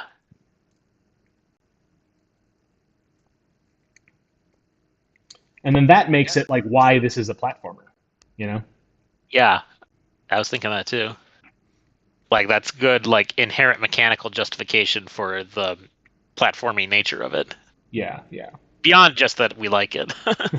Yeah, and if you're gonna make this the sort of the wizard makes you go to the top of the tower, they have placed these abilities for you, and they are the game designer. So like that, so narratively it makes sense too, right? Because it's a little meta, I guess, but it kind of works that way as well. Like you'll expect there to be traps to make you, the player, make bad choices, rather than traps that are just meant to surprise you. Because that's something a tricky wizard would do. Yep. I'm really envisioning the wizard as a jester too, because that just seems appropriate.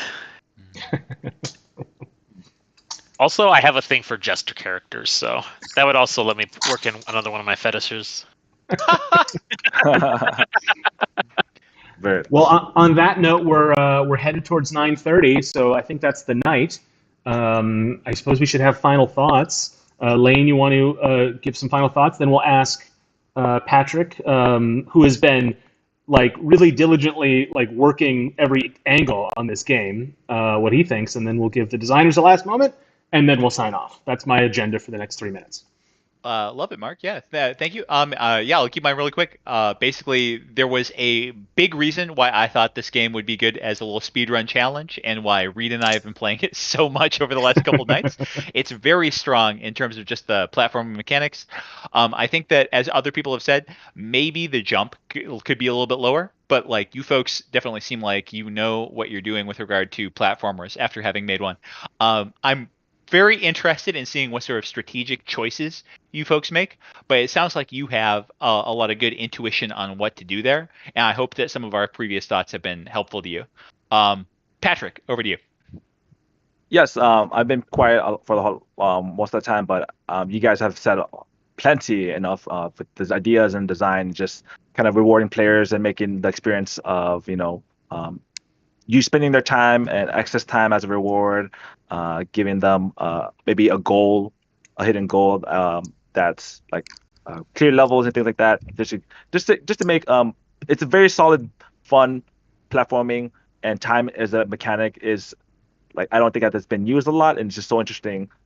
If you do go in a roguelike, and I think it's a wonderful idea, and there's always tension for this game. I'm always looking at the time. I'm looking at my character, but I'm also my eyes are darting to the seconds every single second, really, just like going back and forth. So there's a fun tension between even where you place the clock could be a fun idea where the time at the very top of the screen could be placed in different directions, or like it could be that could also be a fun factor to use. Like maybe there's this level it switches, and so players don't know what time they have, or like there's so many fun mechanics you can do with this platform. So I'm looking forward to see what you guys develop. But you guys seem to have plenty of ideas, and it's just kind of just waiting to see what you guys do next with it is going to be exciting. So. Patrick, may I piggyback on this real quick? I would say that my overall number one thing I think for your guys' studio to work on is to come up with some way to do things that you're calling juice on a more fast basis. I know that now adding anything like that seems like it's a big cost, but it really shouldn't be. And after you go and do some like background work, it really won't be. Like for example, doing a thing like Patrick was talking about the timer being a very interesting thing. I would want to see like the timer like do something like change color or maybe shake or just something in the last few seconds. And I feel like that's the sort of thing that it should just take you like 10 minutes or less to do once you have the right suite of tools available. So that's just something to think about, but I think strategically that's probably the next big thing that I would work on if I were Josh. That's funny because I specifically wanted to do that too and ran out of time for it. Oh, great. Yeah, something to think about going forward then.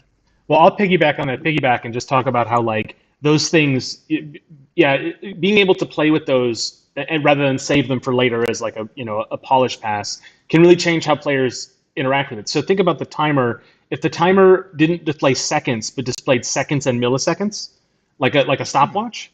Like think about how that would actually change the experience of playing the game, even though nothing is different. And there's such power in that is game design in a way that I think it's really easy to just dismiss as like visual polish. You know what I mean? And like having the timer not appear at all until 4 seconds are left would be another way to engage with that, right? You can go any way with it. But I totally agree. Like those kinds of things, the more you can like implement that into your thinking as early as possible than to say like that's a timer, it does timer things. Like the world is more complicated than that, frustratingly so, I should say. But it gives you a lot of options to make the game interesting without actually spending 3 days on a new jump mechanic. You can make huge changes to how the game feels with very small changes to how it's visually presented. You know what I mean? So it may actually be a time saver in terms of what your overall goal is for what you want the player to experience, the sort of emotions and feelings they want to have second to second. It sometimes you're like, well, the platforming is pretty good, but it's not the most tight, polished platforming ever. Well, you may not have to spend a month trying to fix that. You might be able to get what you want in a much simpler way. You know what I mean? Yeah, agreed. And if we hadn't spent the entire 48 hours developing the mechanics, so we only had 1 hour left for actually polishing and putting in levels, I really wanted to get a lot more polish in than we had time for. And that's one of the things I actually intend to analyze is why did this take so much time? How can we improve on our efficiency? I mean, obviously not changing ideas in the middle would be helpful, but even then I still feel like I did a lot of prototyping of testing individual things, and for a game jam I probably should have just started designing the entire experience in one go and change it as I go. That probably would have been faster and would have allowed me to at least squeeze in some more polish in the end, because I'm not building a test and then the real thing. I'm just building the real thing as I go. Well, all right. We're past time, but we'll give Rebby the final word on your thoughts going forward. Oh boy, that's a lot of pressure.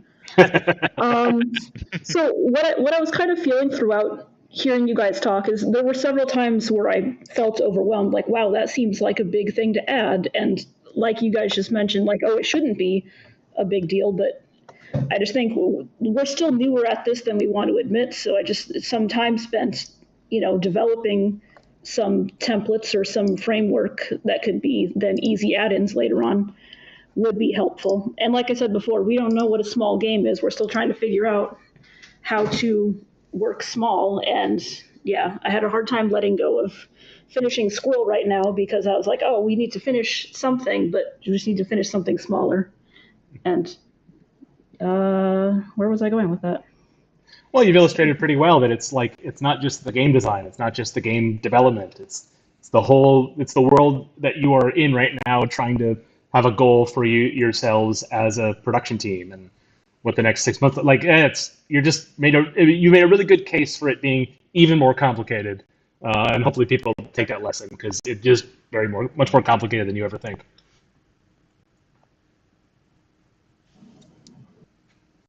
Huge thank you to Patrick for being here and for playing through that game, and to Josh and Rebby for showing us the latter game.